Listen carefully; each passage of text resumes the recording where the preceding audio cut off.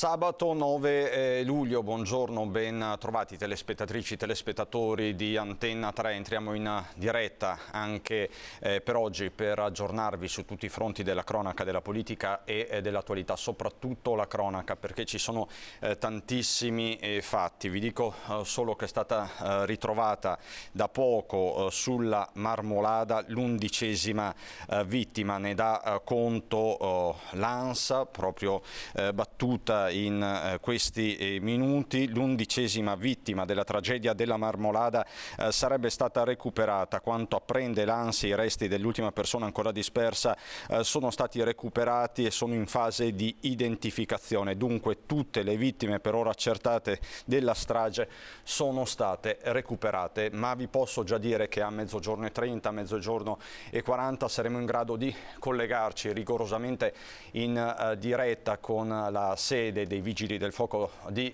Canazei, dove è stata convocata una conferenza stampa. Come sapete, si stanno aspettando le indagini, gli esiti sul DNA da parte dei RIS di Parma, ma vedremo tutto in diretta nel corso di questa prima edizione. Ma prima vi do conto di due fatti di cronaca tragici che sono avvenuti nelle ultime ore nel Trevigiano.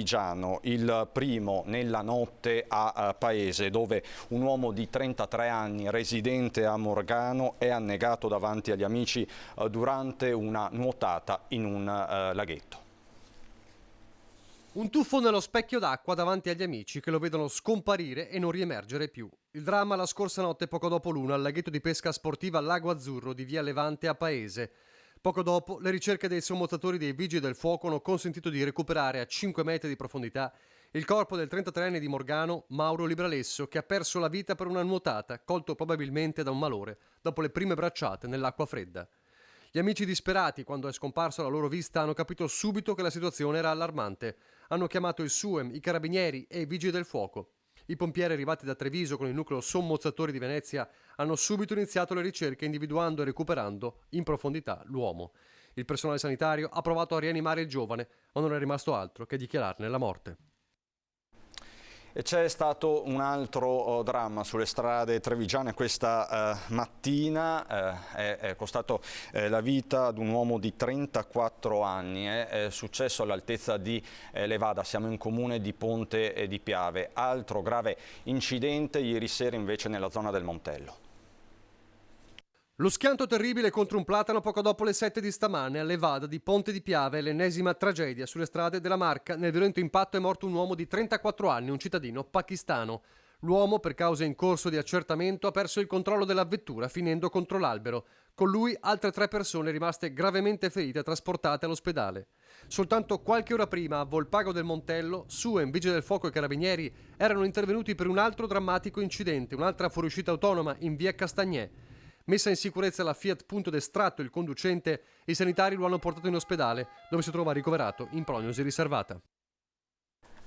Ecco, questa la cronaca dal Trevigiano, poi stanno arrivando anche altri servizi dalle redazioni di Venezia, Vicenza e Padova, ma la Marmolada innanzitutto, vi ho detto poco fa che è stata recuperata, sarebbe stata recuperata secondo le fonti dell'ANSA, l'11ª vittima sarebbe l'ultima, fra 30 minuti circa ci collegheremo con Canazei, sta arrivando sul posto il nostro Stefano Bozzi. Tra l'altro oggi Canazei, Val di Fassa, tutta la Marmolada sarà in lutto. Questa sera a partire dalle 18 nella chiesa di Canazei il momento del ricordo con i due vescovi di Trento e di Vicenza. Vicenza che è la provincia del Veneto che ha pagato il maggior tributo in termini di vittime e di dispersi.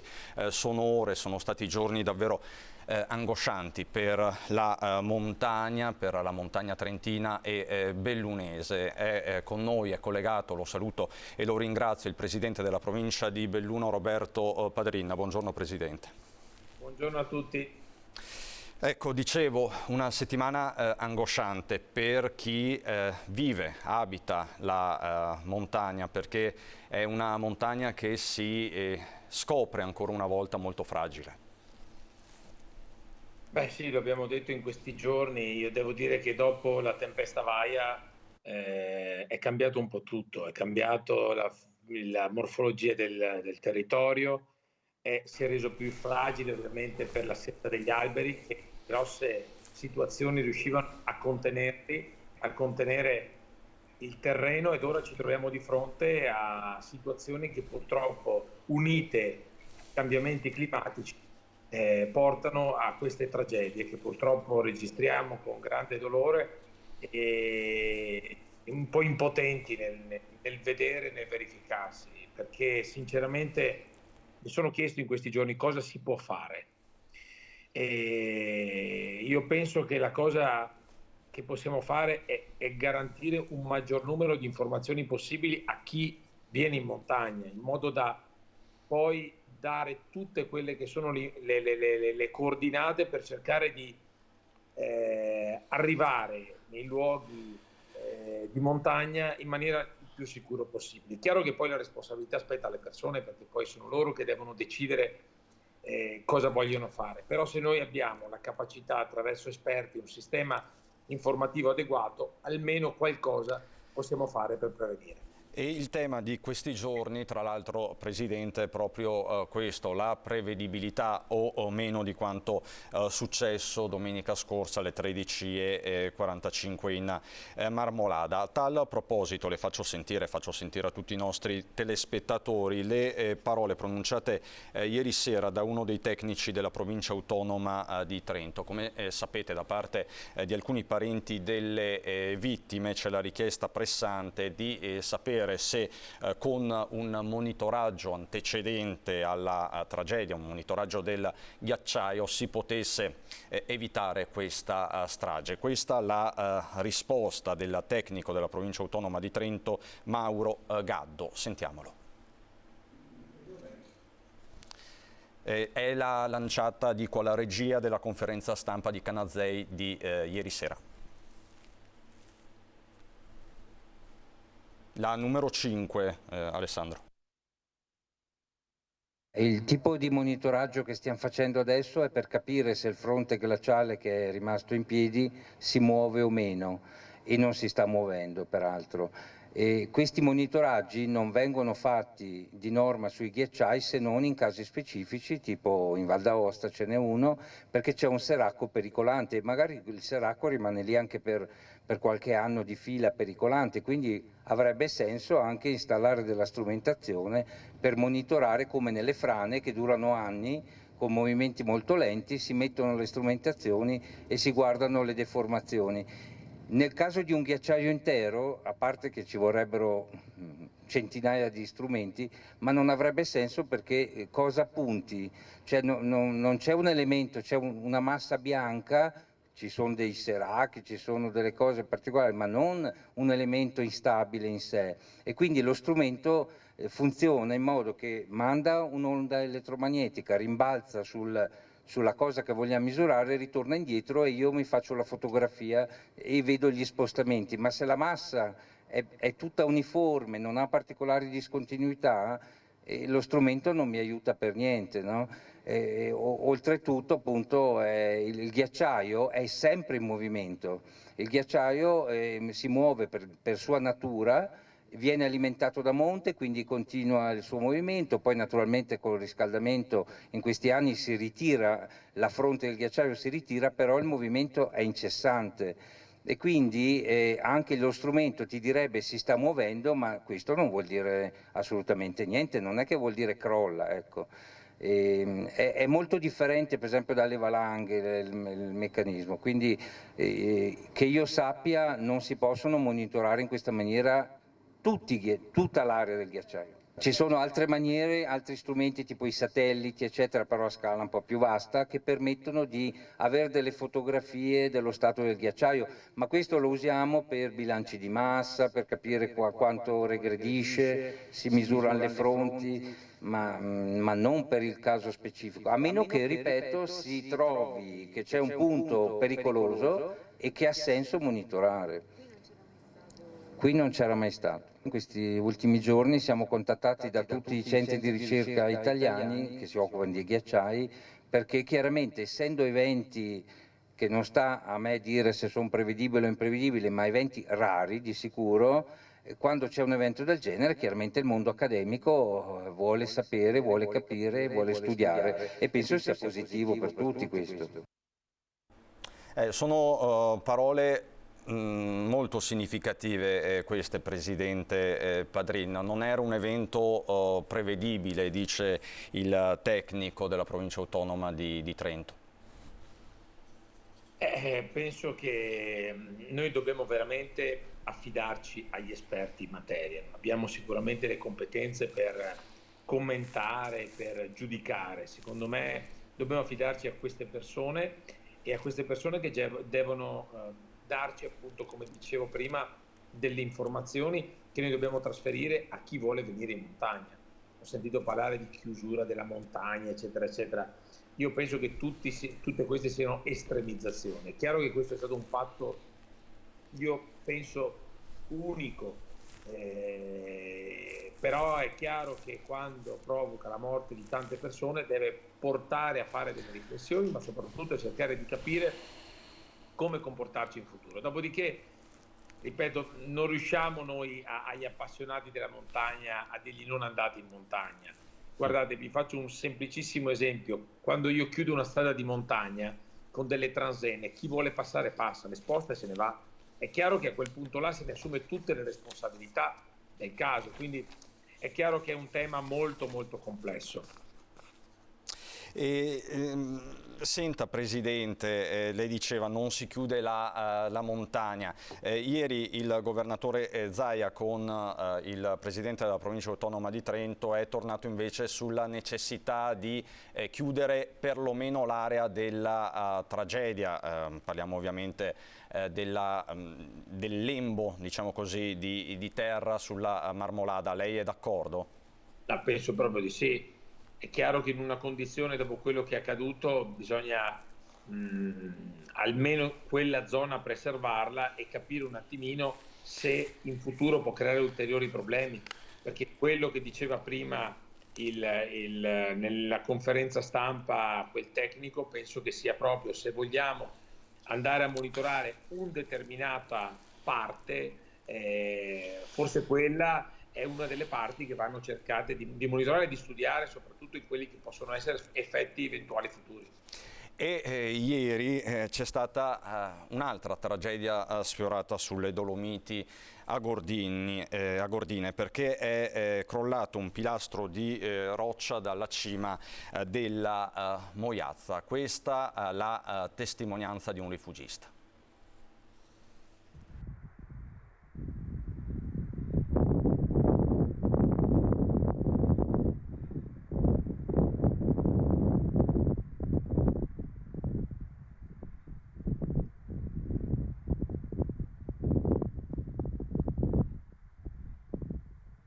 Il boato è la nuvola di fumo, una scarica di roccia che scende nel canale dei Cantoi de Framont. È la nuova paura nella montagna senza pace.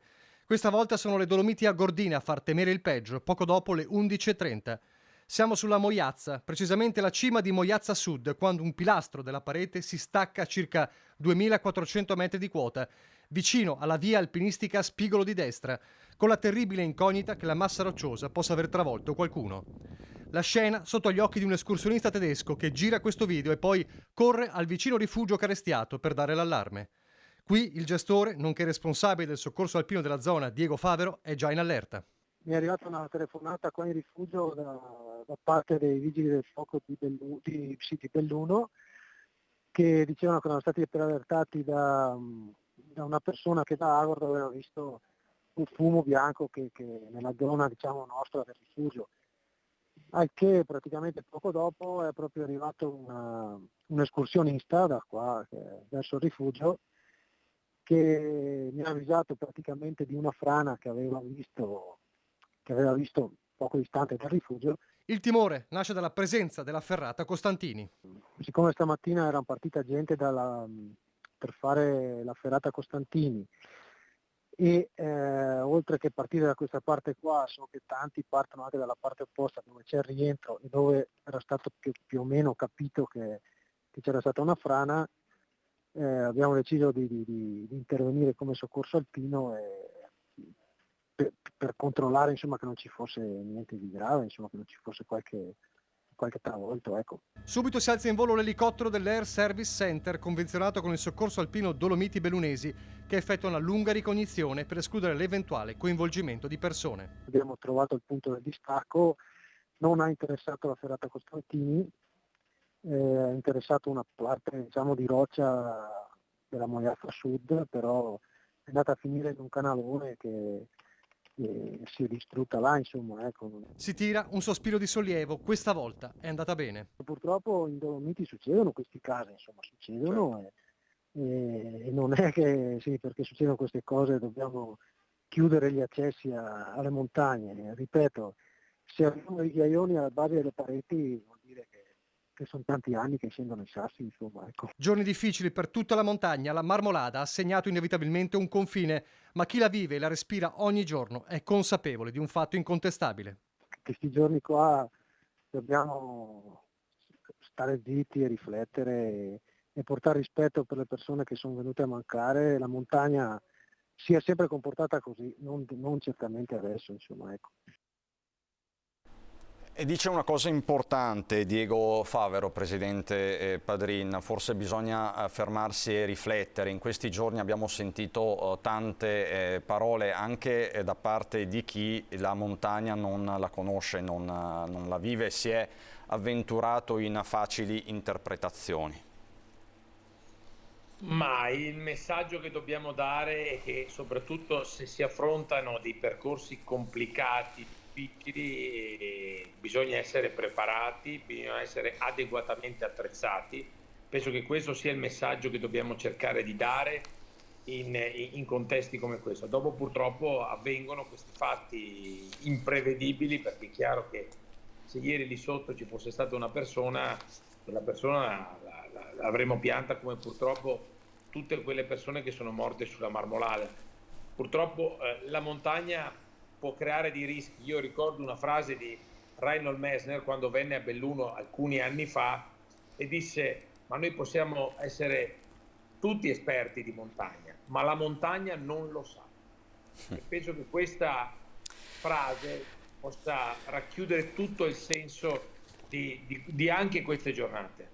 È una frase molto significativa e poi ci viene in aiuto la cronaca da questo punto di vista. Abbiamo delle immagini davvero significative che arrivano dalle cime di Lavaredo. Un alpinista austriaco di 65 anni che era rimasto sospeso 2700 metri appunto sulle cime di Lavaredo è stato salvato dal soccorso alpino. Il fatto è accaduto ieri sera quando la centrale del 118 è stata allertata per un alpinista austriaco che calandosi in corda doppia dalla vetta della cima grande di Lavaredo era rimasto sospeso nel vuoto. Dopo aver scalato una via anziché scendere lungo la normale con la compagna di cordata avevano subito iniziato la prima doppia verso la cima ovest e in un punto dove poi la parete in rientranza diventa strapiombante l'uomo era rimasto presto staccato di una decina di metri. L'elicottero del SUEM 118 di Pieve di Cadore è volato alle tre cime e a circa 2700 metri di quota con parecchio vento ha calato il tecnico di elisoccorso per una sessantina di metri con verricello. Il soccorritore ha agganciato le corde e raggiunto l'alpinista per poi recuperarlo. Qua vediamo, tocchiamo con mano, questa settimana lo abbiamo visto ogni sacrosanto giorno, il lavoro straordinario e pericoloso, va detto, di questi soccorritori, Presidente Padrin. Anche questo è un aspetto secondo me non secondario, nel senso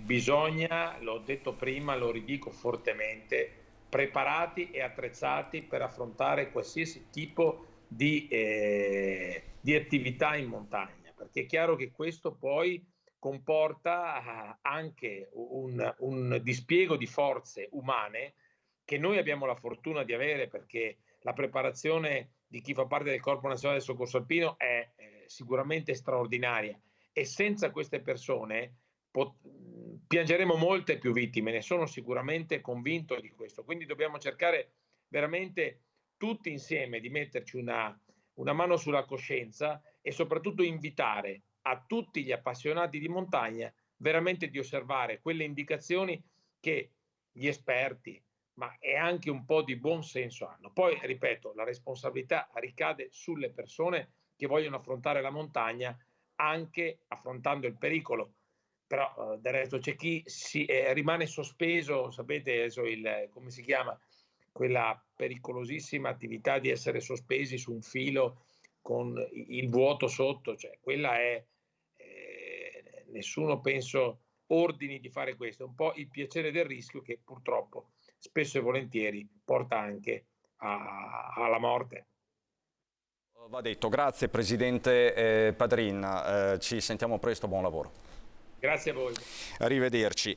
Veniamo ai dati del Covid di giornata, vediamo insieme la tabella. Siamo ritornati a mostrarvi il bollettino quotidiano perché i dati sono elevati. 9.214 nuovi casi di positività nelle 24 ore in Veneto, siamo sui 2.000 in provincia di Padova, seguono tutte le altre province che si attestano sui 1.600, appunto a parte Belluno e Rovigo tra i 300 e i 400, con un leggero rialzo progressivo, continuo anche se lento, questo va detto, dei posti letto occupati in ospedale. Siamo a 846 posti letto nelle aree mediche non critiche, 37 in terapia intensiva. Vediamo insieme anche il delta, così viene chiamato, dei decessi. Sono 7 le persone Covid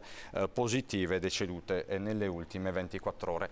A tal proposito vi farei sentire le parole di Giovanni Rezza, che come sapete è il direttore generale della prevenzione del Ministero. Anche in estate, dice, indossate la mascherina. Questo è l'appello che è stato rivolto da Rezza nelle scorse ore. Che Rezza non c'è, lo sentiamo allora più tardi. Io intanto saluto e ringrazio, perché è arrivato proprio in questo momento in studio Marco Della Pietra, sindaco di Spresiano. Ieri era nostro ospite sul posto, nostro ospite per l'inaugurazione e il taglio del nastro della superstrada pedemontana veneta nel tratto tra Montebelluna e Spresiano, e di questo ma anche di tanto altro parleremo subito dopo la pubblicità. Tra l'altro ci collegheremo con Canazei perché sarà fatto il punto di giornata sulle operazioni di recupero. A fra poco.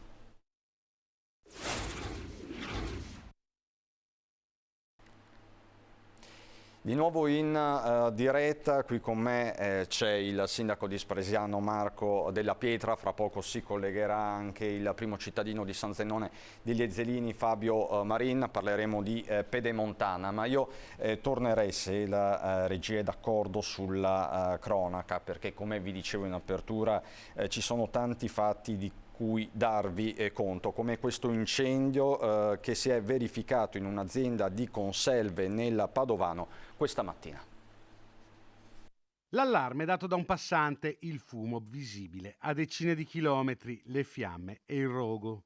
Incendio questa mattina in zona industriale, in via Terza Strada, a Conselve, alla Isokit, un'azienda che produce allestimenti isotermici per camion frigo. Verso le 5 di questa mattina è andato a fuoco, nel piazzale esterno dell'azienda, un cubo di poliuretano utilizzato per coibentare i camion. Nessun'altra azienda confinante è stata coinvolta dal rogo. 6 le squadre dei Vigili del Fuoco intervenute dalle sedi di Piove di Sacco, Abano Terme e dalla centrale di Padova, con 12 Vigili del Fuoco impegnati per almeno 3 ore a domare le fiamme. Sul posto anche i tecnici dell'ARPAV per monitorare lo stato dell'aria, che al momento non risulta compromessa. Ancora incerto cosa abbia innescato il rogo. Dicevamo, ieri il grande giorno della superstrada pedemontana veneta, è stato inaugurato il quinto tratto tra Spresiano, Villorba e Montebelluna. Parliamo di 14 km di tracciato per 8 minuti, il tempo di percorrenza 2,50 € il pedaggio. Ieri l'opera è stata salutata positivamente da molti amministratori, da molti politici, dalle categorie economiche, ma restano alcuni nodi. Marco Della Pietra, lei adesso è sindaco di un comune che acquisisce centralità con questa opera. Lei ieri ha ribadito questo. Poi vado da Marin. Sì, intanto buongiorno Cristian e buongiorno a tutti i telespettatori. Credo sia evidente che Spresiano assume ancora più centralità. Già lo siamo proprio per fisicità. Noi siamo al centro della provincia, chiaramente con questo casello abbiamo un altro asse, e se sentiamo anche Adalberto, il sindaco di Bordin, Adalberto, il sindaco di Montebelluna, abbiamo tutta quella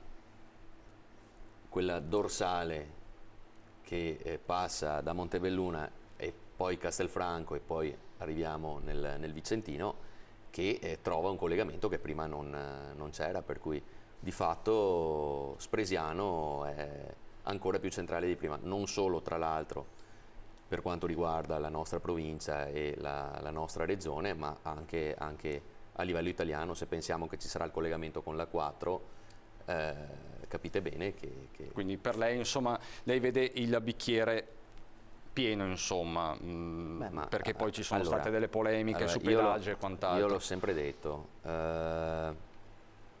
se non si fa niente non ci si attira addosso nessuna critica, no? A star fermi non si sbaglia mai, dicono. Qui c'era un'opera che verissimo che è 30 anni che la stiamo aspettando, vero anche che è cambiata in corsa. Cioè, il progetto non è più quello iniziale, lo abbiamo sentito anche ieri, quindi è stato rivisto. E io credo che sicuramente ci saranno poi degli accorgimenti, sia in termini magari di opere complementari, sia in termini di revisione dei pedaggi. Però ecco, criticare e dire che l'opera è inutile, questo no, anzi. Fabio Marin che non dice che l'opera è inutile, ma che da qualche settimana ha portato avanti una battaglia, o meglio la sta portando avanti da parecchio tempo, sulle opere cosiddette complementari per San Zenone degli Ezzelini, che lui dice erano state concordate già sul finire degli anni 10 del 2000. Lei ha diffidato la Regione, un atto molto forte che è arrivato qualche settimana fa. A che punto è questo braccio di ferro? Intanto buongiorno a tutti. Il braccio di ferro per ora è un po' in stallo, diciamo. Specifico subito che tra l'altro le nostre opere non sono propriamente opere complementari, ma sono opere compensative, il che cambia perché se San Zenone al tempo non avesse ritirato il ricorso al TAR che stava portando avanti, perché la superstrada pedemontana veneta aveva, come è stato detto, modificato il tracciato, spostato più a nord e quindi portato dei purtroppo dissesti anche ambientali nel nostro territorio, quindi appunto San Zenone aveva fatto ricorso al TAR, grazie ad un accordo firmato, siglato e approvato in giunta regionale Zaia. San Zenone ha detto ok, non andiamo avanti con il TAR, però la Regione e Veneto Strade e gli altri enti coinvolti si erano impegnati a fare in contemporanea con la realizzazione della pedemontana anche queste opere compensative per San Zenone, cosa che però non è avvenuta. Allora ho provato con le buone per tanto tempo, ma mi viene sempre risposto che non ci sono le risorse, non ci sono i soldi. Dopo 10 anni dalla firma del contratto e tanti più anni di cui si parla appunto di questo accordo, diciamo che San Zenone è un po' stanca anche perché all'uscita di Pedemontana abbiamo un cantiere sempre portato avanti da loro che è diventato eterno e davvero ormai ci sentiamo presi in giro, anche visto quello che è successo ultimamente, cioè che hanno bloccato i lavori per farsi una cosa utile, perché aprire a Spresiano è stato assolutamente utile e andava fatto. però non si può mettere in crisi gli altri comuni, le attività, le famiglie, le aziende. Ecco, lei fa questa distinzione fra opere compensative e opere complementari. Sindaco Della Pietra, che cosa pensa della battaglia del suo collega Marin? Innanzitutto ciao Fabio. Ciao. No, io credo che nel momento in cui ci sono degli accordi e ci sono delle firme, io sono dell'idea che Pacta sunt vadano, servanda. ragazzi, sono fatti appunto per essere rispettati. Guardate, mi piace inserirmi in questo argomento e quindi rispetto assolutamente la scelta che ha fatto Fabio. Tra l'altro non era nemmeno una scelta che ha fatto lui, per cui motivo in più ecco, per dirti bravo, perché di fatto no, so che del mio bravo magari te ne fai poco, però no, io credo che chiunque sarebbe arrivati a questo punto, avrebbe agito come hai agito tu, chiunque tiene al proprio paese, chiaramente. A me, ripeto, mi ricollego perché ieri c'era scritto anche oggi sui giornali, no? Parte della mia minoranza, quella targata a sinistra, ha detto che speravano non aprisse Spresiano perché il sindaco non ha voluto nessuna opera complementare, non ha fatto niente, non ha battuto i pugni e che la rotatoria sull'Odissea, no, sulla Pontebana, era il minimo che si potesse richiedere. Bene, allora lo spiego in diretta TV così sgomberiamo il campo magari da idee strane. Chi è andato, e è stato fantastico il passaggio che avete fatto voi, chi è andato a parlare, no, delle eventuali opere compensative e o complementari, c'è andato in quell'epoca lì, 2010, fino al 2014 si poteva parlare delle cose. Fatalità, Spresiano governava proprio la sinistra in quel periodo lì e non ha portato a casa nulla. Quando sono subentrato io non c'era nemmeno la rotatoria all'Odissea, che non è opera complementare a Pedemontana, quindi un'opera che deve fare il SIS, un'opera ulteriore. è un'opera ulteriore che fa ANAS, no? Quindi è stata una cosa in più che abbiamo voluto per correre ai ripari. Adesso mi si dice, ma non è stata fatta e avete aperto. Sì, sono due cose diverse e sono due enti diverse che la gestiscono, per cui ecco, dare dell'incompetente al sottoscritto e alla regione quando non si sa nemmeno la differenza tra un'opera di un privato e un'opera pubblica mi pare francamente fuori luogo. Ecco. E vi interrompo solo un attimo. Stefano Bozzi, il nostro Stefano Bozzi è arrivato a Canazei, fra poco inizierà la conferenza stampa indetta da Soccorso Alpino e Vigili del Fuoco, quindi solo qualche istante mi dicono. Ritorniamo da Marin, grazie Alessandro per questa finestra. Marin, sarò velocissimo, le faccio una domanda telegrafica perché dobbiamo collegarci con Canazei. E il discorso dei pedaggi invece, perché comunque lei aveva sollevato anche questa questione, sono ancora troppo cari? Sì, perché inizialmente si parlava che per i cittadini dovevano essere gratuiti, poi per alcune fasce c'erano la gratuità e delle agevolazioni, poi si è arrivati che bisogna attendere per capire quanti flussi ci saranno e come sarà il passaggio in Pedemontana per vedere se si potrà ridurre. Un po' perplessi, logicamente si rimane. Lei dice bisognerebbe intervenire subito. Della Pietra, lei ieri c'era e ha sentito le diverse rassicurazioni, poi ve le abbiamo raccontate, c'era l'assessore De Berti, la direttrice della struttura di progetto Pellegrini, e dicono ne riparleremo a opera ultimata.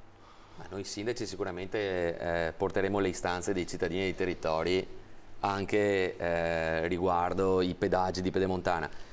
Però appunto ieri sono state spiegate anche altre cose, al di là del fatto che negli ultimi 2 anni è cambiato il mondo e quindi il costo di Pedemontana poi è lievitato negli anni, ma sono state fatte anche delle opere, è stata completamente stravolta l'opera.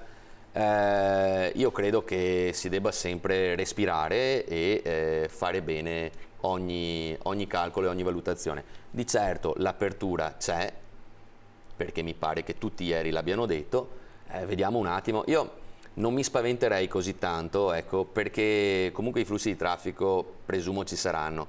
Io poi parlo da sindaco di un paese che è tagliato in due da una strada statale in cui i 26.000 veicoli al giorno me li vedo passare ogni giorno, quindi so di cosa si parla. Mi pare che Pedemontana, perché tutto rimanga, cioè perché tutto sia sostenibile, deve arrivare perlomeno a 27.000 passaggi quindi, giornalieri una volta ultimata l'opera. Indicativamente sono quelli che ho io sulla Pontebana, per cui è chiaro che magari il costo alto funge da deterrente rispetto a chi vorrebbe, no? Vorrebbe entrarci, però secondo me appena si capisce il risparmio di tempo, la velocità di tratta, credo che si arriveranno a quei numeri. E Sindaco Marin, sempre in attesa di andare a Canazei, e le chiedo tecnicamente adesso, per quanto concerne la sua diffida, cosa avviene? Nel senso che la diffida comportava un tempo di 60 giorni per la Regione, se non sbaglio, di intervenire o comunque di convocare una conferenza dei servizi. Si è mosso qualcosa? Un tempo di 30 giorni, 30. Era, purtroppo. E sta scadendo, se non sbaglio, quindi. Sta scadendo e non si è ancora mosso nulla. Sottolineo che questa diffida è in seguito anche a una lettera che avevamo già mandato nel marzo dell'anno scorso, alla quale nessuno in Regione ci ha risposto formalmente. Quindi direi che non rispondere formalmente a un sindaco che ti scrive non so se è un comportamento istituzionale molto corretto. Ecco, quindi lei dice, ma se non rispondono, se il termine espira, lei cosa farà? Chiederà i danni? No, abbiamo già pronte delle nuove mosse, logicamente, che abbiamo studiato con anticipo, per cui in settimana, in caso, ci saranno delle novità. Quindi è imminente, mi pare di capire. Non vuole sbottonarsi, esatto, sì, particolarmente su questo? Non ancora. La sta covando, della pietra la sta scrutando per capire. Lei ha capito cosa ha in mente? No, perché anch'io ero così quando ero giovane. Battagliero. No, scherzo, no, lo si è sempre. No, ma poi quando... Ho 37, sono giovane, mi sono 37 anni, direi che... Perché qualcun altro mi ha dato del giovane dicendomi che sono poco esperto, però insomma diciamo che se mi devo muovere so leggere rispetto a qualcun altro. Il mio era assolutamente un complimento, anche perché appunto il fatto che sai che io ho un ego smisurato, quindi il fatto che io mi rivedessi in te era un complimento. Un complimentone. No, sto scherzando, no, comunque soprattutto quando si tratta di materia legale è bene. È meglio una parola in meno che una parola in più, quindi ti capisco benissimo. Quindi ecco, esatto. Le faccio la domanda diretta, Marina. 2,50 € per la tratta Montebelluna-Spresiano è troppo? Allora, sono abituato io per altre questioni a prendere, ad esempio, per andare da Milano a Venezia quel pezzo di autostrada che è gratuito. Allora io direi che forse bisogna conformarsi per quanto riguarda i tratti brevi e quelli che magari possono essere di agevolazione ai cittadini a quella misura che è stata presa insomma da autostrade lì nel tratto, ad esempio vi porto l'esempio di Milano-Venezia, dove è assolutamente gratuito per i cittadini, per cui logico 2,50 € non sono tanti magari, però insomma nel momento in cui si inizia a percorrerla sono sicuramente alti i costi. Magari soprattutto per i pendolari. Poi potremo allargare il dibattito ai pedaggi autostradali tout court, perché per esempio la 27 resta una delle autostrade più care d'Italia, insomma c'è tutto un aspetto sui pedaggi che va ben oltre la Pedemontana. Direi proprio di sì, l'ha accennato comunque anche il Presidente ieri. Facendo l'esempio delle ultime strade, quindi le strade di ultima generazione, perché ricordiamo che le autostrade, anche quelle di cui parlava Fabio, sono state già ammortizzate, poi dopo lì sono magari anche vetuste, no? come strutture, invece su quelle nuove di fatto, almeno ieri così è stato detto, Pedemontana, pur essendo cara, per noi è la meno cara di quelle delle ultime opere eseguite. Ripeto, io sono convinto che si troverà una soluzione anche riguardo quel tipo di problematica. Adesso facciamo in modo che venga completata al più presto, perché è necessario il raccordo con la 27, è necessaria la galleria a Malo, e poi dopo, quando ci sarà anche il raccordo con la 4, potremo magari rivedere le cose in positivo per i cittadini. Diciamo, aspettiamo, lei dice. Ma di fatto l'abbiamo aspettata fino adesso, non è che sì. E poi è cambiato il mondo, quindi non sarei così drastico e così pessimista. Sindaco Marin, ho visto che da quando lei ha diffidato la regione anche sui social e quant'altro sono in tanti a sostenerla. È un po' una battaglia, mi pare, della comunità in generale di San Zenone. Il tema è sentito, quello della viabilità del centro. Diciamo che appunto io in questo momento vorrei dire rimaniamo fiduciosi, però purtroppo San Zenone, dopo aver votato, ripeto sempre, con più dell'85% il presidente Zaia, la fiducia purtroppo la sta perdendo. Perché? Perché sono opere che sono necessarie per il nostro territorio, sono opere che erano accordate con appunto gli enti sovracomunali, e sono opere che il paese vuole e che sente fortemente. E quindi la fiducia purtroppo sta calando ed è calata. E però a questo punto siamo andati appunto, come avete visto, per altre strade. Speriamo di portare a casa qualche risultato o almeno delle risposte, perché quelle formali non sono mai arrivate. E questo in attesa delle contromosse che lei ha in mente per la prossima settimana, a meno che, mi pare di capire, non arrivi una risposta in carta bollata da parte della Regione, o comunque una convocazione di questa conferenza dei servizi. Sì. Ecco. Sì, perché alla fine quello chiedevamo intanto, almeno una conferenza di servizi dove poter ridiscutere e programmare quanto previsto. Sindaco Fabio Marina, la lascio. Grazie davvero, buona giornata e buon lavoro. La saluta anche Della Pietra. Vediamo un attimo cosa sta succedendo a Canazei. Prima vedevo il tavolo ancora vuoto, il tavolo resta vuoto all'esterno del centro di addestramento, dove per noi c'è il nostro Stefano Bozzi. Si sta aspettando l'aggiornamento di giornata. Quello di oggi potrebbe essere particolarmente significativo, perché ieri era atteso di fatto per la giornata odierna il responso delle analisi effettuate dai carabinieri del RIS sui resti che sono stati rinvenuti nel corso delle varie ricerche sul massiccio. Quindi potrebbero essere date, diciamo così, le risultanze definitive. Questo in vista della cerimonia di questa sera, prevista alle 18 nella chiesa parrocchiale di Canazei, cerimonia ufficiata dai vescovi di Trento e di Vicenza. Tra l'altro sarà presente anche il governatore del Veneto, Luca Zaia. Sindaco, è stata una settimana straziante da questo punto di vista. È stata una settimana che mai avremmo voluto passare. Io ho ancora le immagini, perché poi veramente ti vedi un condominio di 70 piani, no? Un grattacielo di 70 piani, venire giù così.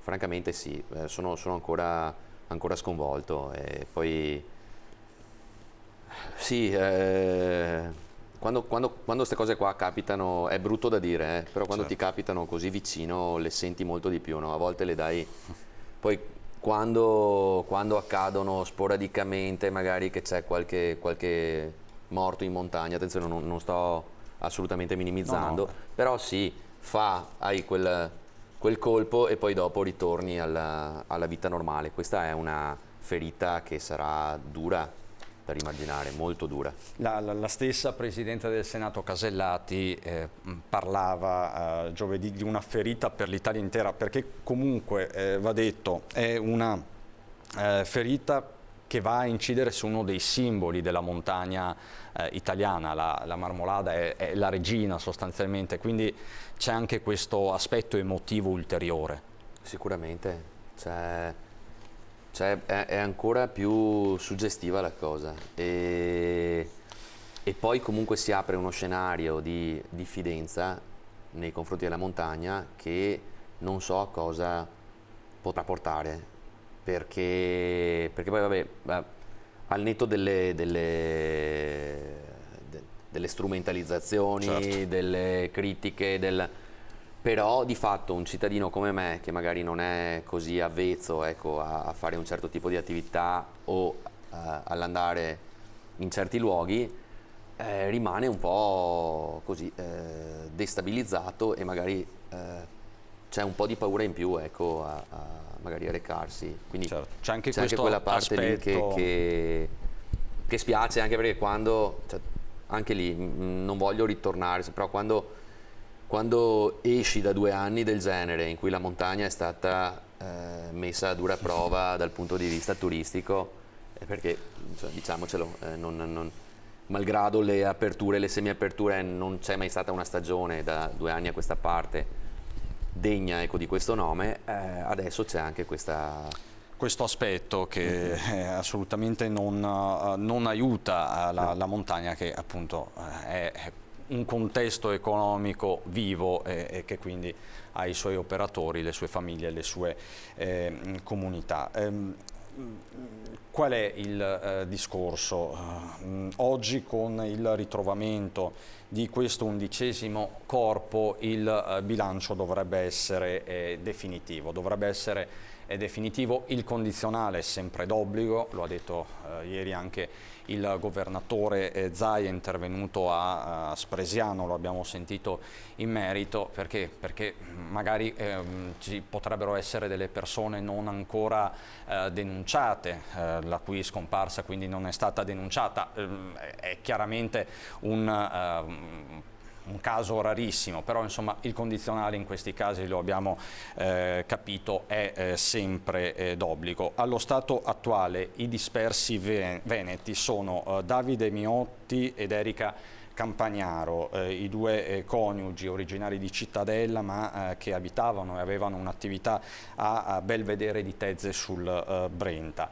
I familiari, tra l'altro, di Miotti e Campagnaro hanno chiesto delucidazioni, di fatto anche attraverso il loro legale. Il fratello di Davide, Luca, si è detto disposto, pronto anche a costituire un'associazione delle vittime, appunto dei familiari delle vittime della Marmolada. Ci sono poi Gianmarco Gallina, 33enne di Montebelluna, molto noto a Montebelluna, dove aveva praticato anche attività sportiva e quant'altro a livello agonistico presso la piscina comunale. Poi la fidanzata Emanuela Piranna di Bassano del Grappa.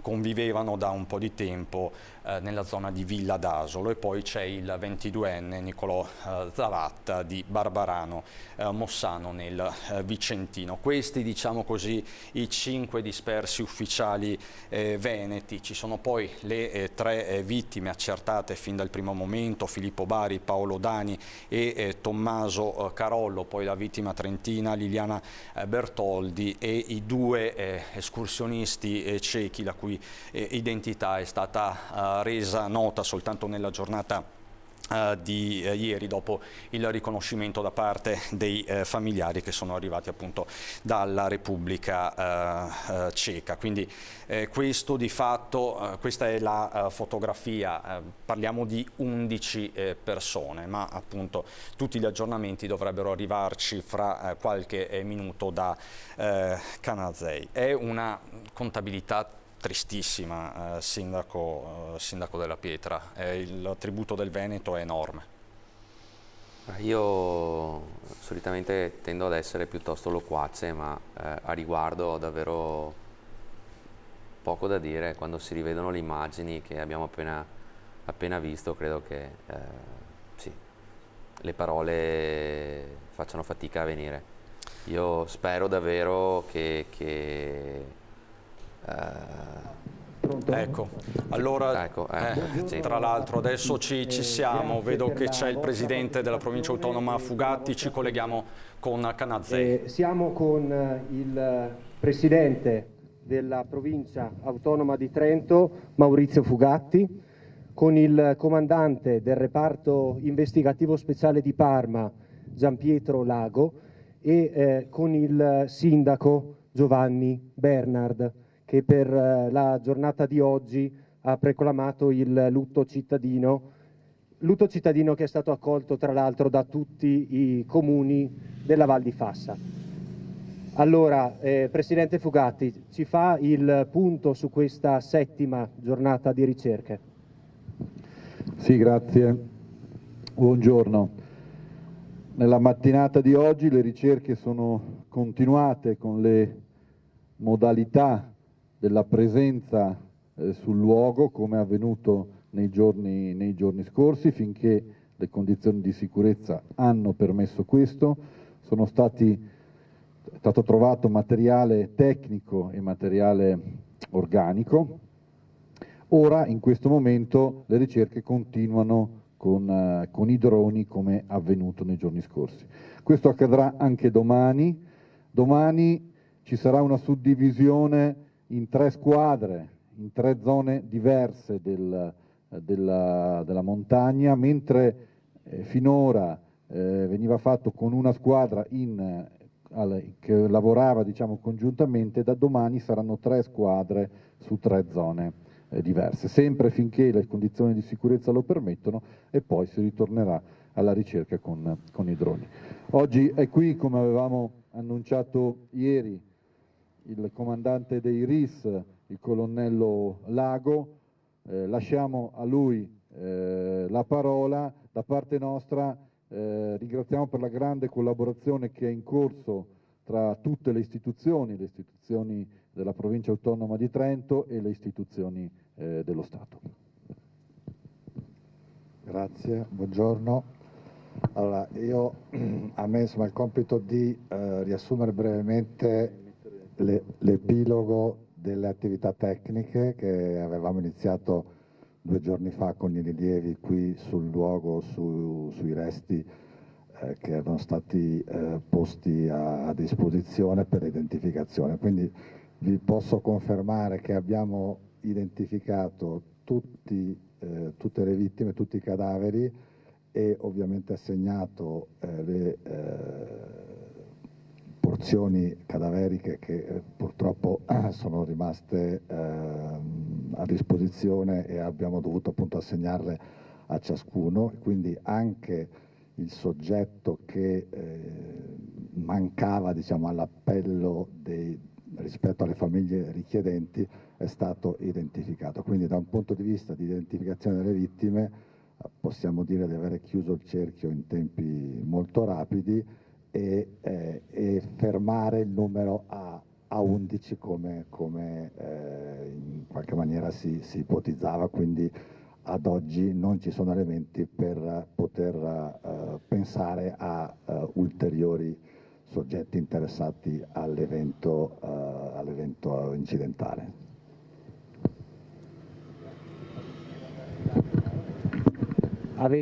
Se avete delle domande da rivolgere.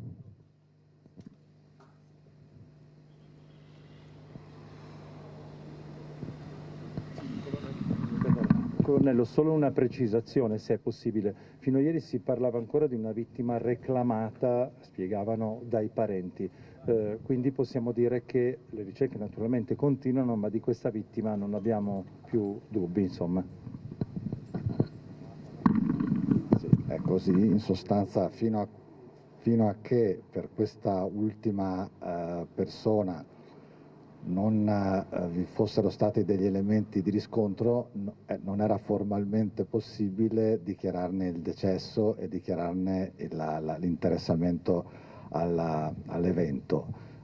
Diciamo che purtroppo, anche se obiettivamente non è certo una sorpresa per nessuno, ma abbiamo un elemento formale che ci consente ufficialmente di decretare che questa persona era in quel contesto e purtroppo ha trovato la morte in questa vicenda.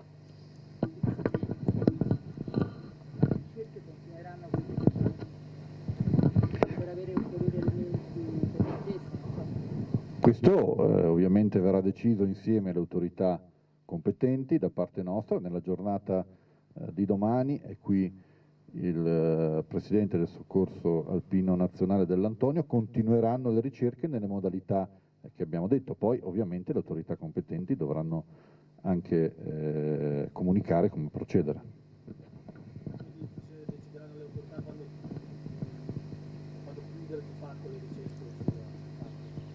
ritengo che sia doveroso che decidano le autorità competenti. Noi siamo a disposizione, come corretto che sia, delle autorità competenti.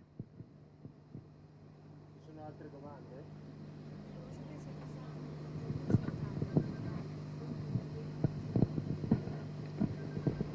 Allora, sul materiale che era stato acquisito, noi abbiamo concluso il lavoro. Ovviamente, come potete facilmente intuire, laddove in queste attività di ricerca che, come diceva il Presidente, sono ancora in atto e continueranno nei prossimi giorni, qualora dovessero emergere nuovi ritrovamenti, è evidente che sostanzialmente reitereremo questo lavoro per assegnare i nuovi ritrovamenti a una delle 11 persone.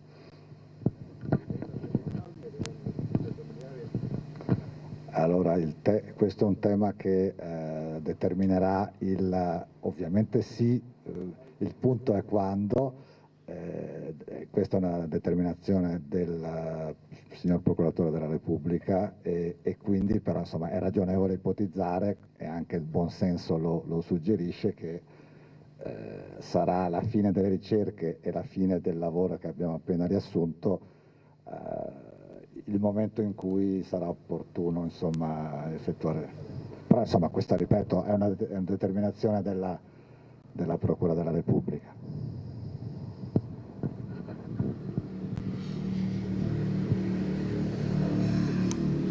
Presidente, prego. Questa sera alle 18, come ha spiegato il Sindaco, ci sarà questa celebrazione con il Vescovo di Trento e il Vescovo di Vicenza.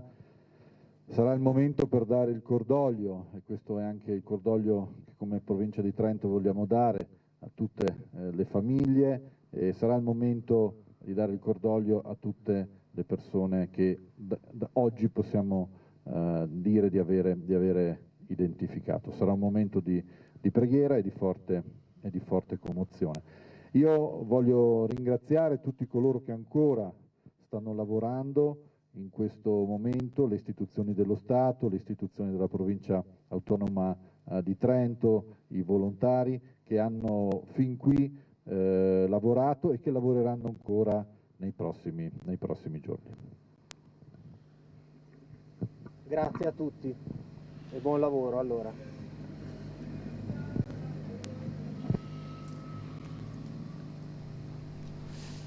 Ecco, questo il veloce quanto significativo punto stampa da Canazei.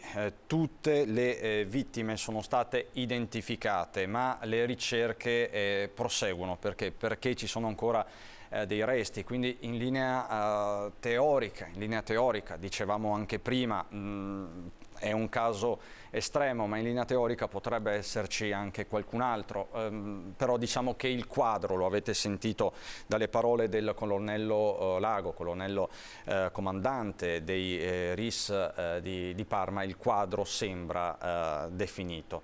Nelle prossime ore, nei prossimi minuti cominceranno a girare, tra virgolette, anche gli elenchi ufficiali, però appunto per il momento io manterrei una linea di prudenza e di cautela. Diciamo che sono state identificate le 11 vittime, questo a 6 giorni dalla tragedia, a poche ore dalla cerimonia del lutto. È stato fatto un lavoro davvero straordinario in questi giorni, ve lo abbiamo raccontato inizialmente solo con i droni, perché c'era da accertarsi sulla stabilità del versante, non si potevano mandare all'arrembaggio, diciamo così, Sindaco della Pietra, i soccorritori, quindi si è messo insieme un meccanismo di anche sorveglianza, di monitoraggio del ghiacciaio, del costone e quant'altro, sono arrivate delle vedette, poi appunto da giovedì sono iniziati i recuperi, le ricognizioni cosiddette vista udito, con 14 soccorritori appartenenti al Soccorso Alpino, alla Guardia di Finanza, alla Polizia di Stato, ai Carabinieri, ai Vigili del Fuoco permanenti di Trento, tutto personale scelto che è stato coadiuvato da 2 cani della Guardia di Finanza che hanno fatto la differenza, perché in questi casi appunto i cani fanno davvero sempre la differenza. Ma avete sentito anche che le ricerche proseguono. Ringrazio Stefano Bozzi per il lavoro preziosissimo che sta facendo a Canazei, lo invito a collegarsi non appena ci sono altri aggiornamenti. Sindaco, la buona notizia, tra virgolette, è che perlomeno sembra chiuso questo cerchio tragico. Sì, parlare di buona notizia è un eufemismo. Perlomeno usciamo dall'angoscia, sì, diciamo, degli ultimi giorni. Esatto, del non saper quantificare, non saper fermare, ecco la cosa.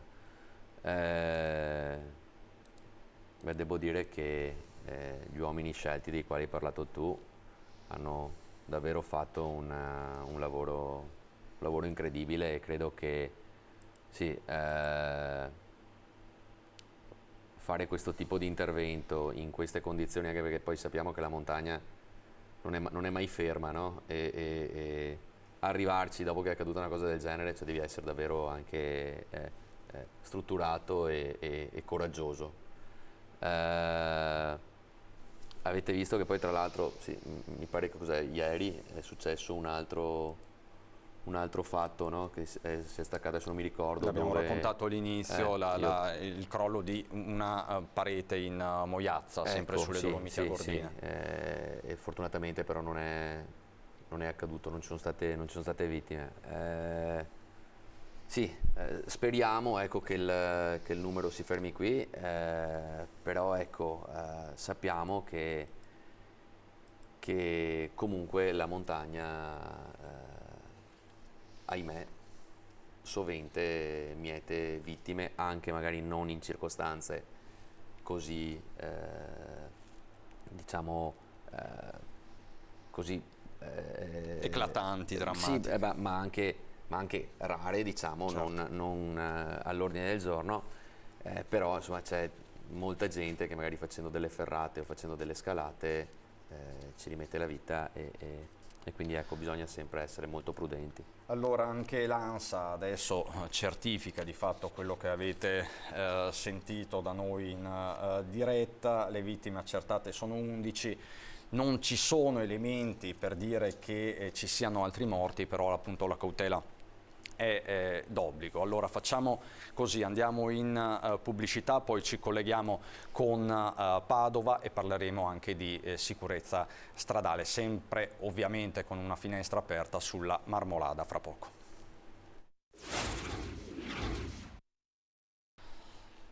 Di nuovo in diretta, fra poco ci collegheremo con Padova, torneremo sulla Marmolada, parleremo di sicurezza stradale, però prima andiamo a Chioggia, dove il sindaco Armelao annuncia di volersi costituire parte civile contro le baby gang. Linea dura del sindaco Mauro Armelao contro la baby gang che a Sottomarina di Chioggia ha rapinato e pestato barbaramente il ragazzino 14enne di Adria in vacanza con la famiglia. Danno d'immagine alla città, denunceremo i bulli, sto esaminando la possibilità che il comune possa costituirsi parte civile, annuncia. L'aggressione mercoledì scorso, 6 luglio, quando il 14enne è stato picchiato da 2 ragazzini quasi suoi coetanei, mentre altri 7-8 stavano a guardare e coprivano gli aggressori, bloccando di fatto l'ingresso della calle nei pressi di Piazza Todaro. Dal punto di vista giuridico, essendo i piccoli bulli davvero molto giovani, con uno dei 2 aggressori che ha soltanto 13 anni e si trova cioè sotto la soglia di punibilità, non si sa che tipo di intervento possa essere preso, anche se questo non significa che non possa essere oggetto di interventi specifici da parte del Tribunale dei minori e dei servizi sociali. Morte avvolta nel mistero a Portogruaro per Michelangelo, cuoco 53enne italo-inglese. Una morte avvolta nel mistero a Portogruaro, per la quale si ipotizza possa trattarsi dell'ennesimo dramma della solitudine. Trovato senza vita in casa il 53enne Michelangelo Drighetto, italo-inglese molto noto in città. Il ritrovamento in via Massimo d'Azeglio ieri nel tardo pomeriggio. Era dipendente della Coop Noncello, azienda pordenonese che si occupa di pulizie e che lavora per l'inserimento di persone che in passato hanno affrontato le problematiche più diverse. Del fatto si stanno occupando i carabinieri, i quali confermano che si propende per cause naturali. Eseguito l'esame esterno. Questa è la cronaca dal Veneziano. Andiamo adesso in provincia di Padova, a Curtarolo. Voltiamo anche un po' pagina da un certo punto di vista e ci aiuta a farlo il nostro Guido Barbato, che si trova appunto sulle rive della Brenta, se non sbaglio con Francesco Ratai, per una giornata importante. Buongiorno Guido. Buongiorno Cristian, buongiorno a tutti. Siamo in compagnia di Luigi Lazzaro, presidente di Lega Ambiente Veneto. Ora vi faccio un elenco molto particolare di luoghi, attenzione. Vicenza, fiume Bacchiglione Retrone, Occhiobello Rovigo, fiume Po, Zevio di Verona, fiume Adige, Breda di Piave, insomma lo conoscete, fiume Piave, Cologna Veneta per il fiume Fratta Gorzone, Treviso per il Sile, San Stino di Livenza per l'omonimo fiume e Curtarolo per il fiume Brenta, dove ci troviamo quest'oggi. Questa è stata la mappa di viaggio dell'operazione Fiumi Veneti 2022 di Lega Ambiente. Perché Luigi Lazzaro? Non è una novità, è la seconda edizione, mi sembra, di questo tour attraverso i principali corsi d'acqua della nostra regione per sentire, per vedere e analizzare come stanno. Ecco, lo faccio dire a lei. Qual è lo stato di salute dei nostri corsi d'acqua, dei principali almeno? Beh, noi abbiamo analizzato la qualità microbiologica delle acque con questa campagna itinerante, poi con i risultati dell'indagine chimica invece che avremo a fine dell'anno avremo anche altri risultati dal punto di vista chimico, e il risultato dal punto di vista appunto microbiologico significa della presenza di batteri fecali, e quindi se la depurazione è una depurazione efficace, presente o assente, o se esistono scarichi illegali, ci dà la fotografia di quest'anno, un quadro per quanto riguarda i fiumi del Veneto con il 20% dei campioni prelevati superiore al limite di qualità delle acque stabilito dalla legge, che significa le 1000 unità di batteri fecali presenti in 100 ml d'acqua, che è quel limite per cui poi le acque devono iniziare a essere utilizzate con attenzione rispetto all'utilizzo agricolo, e oltre che a quello potabile chiaramente. Da quali altri inquinanti sono minacciate? Sono minacciate da inquinanti chimici più invisibili, che sono gli inquinanti emergenti che noi abbiamo monitorato, ad esempio glifosate e ftalati, ma da altre forme di inquinanti che oggi molti veneti conoscono, la famiglia dei PFAS. Molti fiumi veneti hanno presenze di inquinanti, superano il valore soglia indicato per l'inquinante PFOS, ad esempio, che è un inquinante chimico di cui stiamo scoprendo oggi la pericolosità, grazie purtroppo a quello che sta accadendo nel Veronese e nel Vicentino. Senta, se lei dovesse dare un voto da 1 a 10, quindi generale, ai nostri corsi d'acqua principali, alcuni li abbiamo nominati al volo, poi c'è la rete anche minore, ma non per questo non a rischio, perché forse nelle reti minori si nascondono le persone che vogliono male alle nostre acque, quindi anche agli altri veneti, perché giusto, lei poi en passant me l'ha detto poco prima di collegarci. Ecco, cosa succede a volte nelle reti minori, e se dovesse dare appunto un voto? Beh, un voto è difficile darlo. I fiumi non sono solo un ecosistema di per sé, ma sono un ecosistema in un bacino idrografico, quindi hanno affluenti, hanno altri corsi d'acqua, canali, canalizzazioni. Il Veneto è ricchissimo, c'è una cultura rispetto all'utilizzo dell'acqua e alla sua canalizzazione, in canalizzazione per i vari scopi.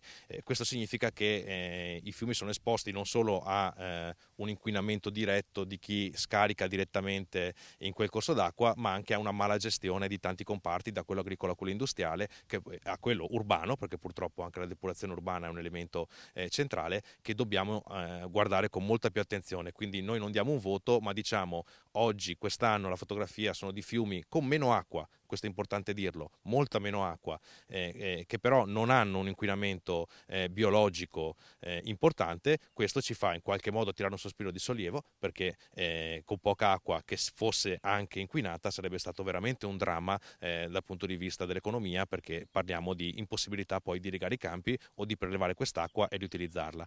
Un elemento che invece di attenzione forte, per cui i fiumi possiamo dire che stanno male, è quello della risalita del cuneo salino, che sta accadendo in particolare nel fiume Po, ma che vediamo anche in tutti i corsi d'acqua della nostra regione, e questo comporta un gravissimo danno presente ma soprattutto futuro per le acque di falda, perché andranno a assorbire molto più sale, a salinizzarsi e a diventare anch'esse poi diciamo acque non utilizzabili per l'uso, diciamo, che dobbiamo fare per abbeverarci o per coltivare i nostri territori. Quindi molta attenzione, perché i fiumi non stanno male dal punto di vista della qualità, ma dobbiamo continuare a mantenerla questa qualità intervenendo sulla depurazione, intervenendo su una gestione sostenibile dell'agricoltura e delle attività industriali.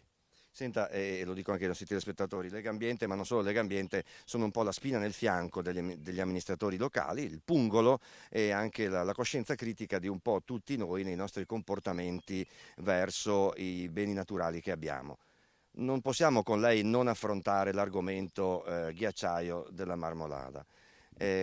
Legambiente, insomma, cioè, ha preso una posizione, mi pare, abbastanza netta di chiarezza.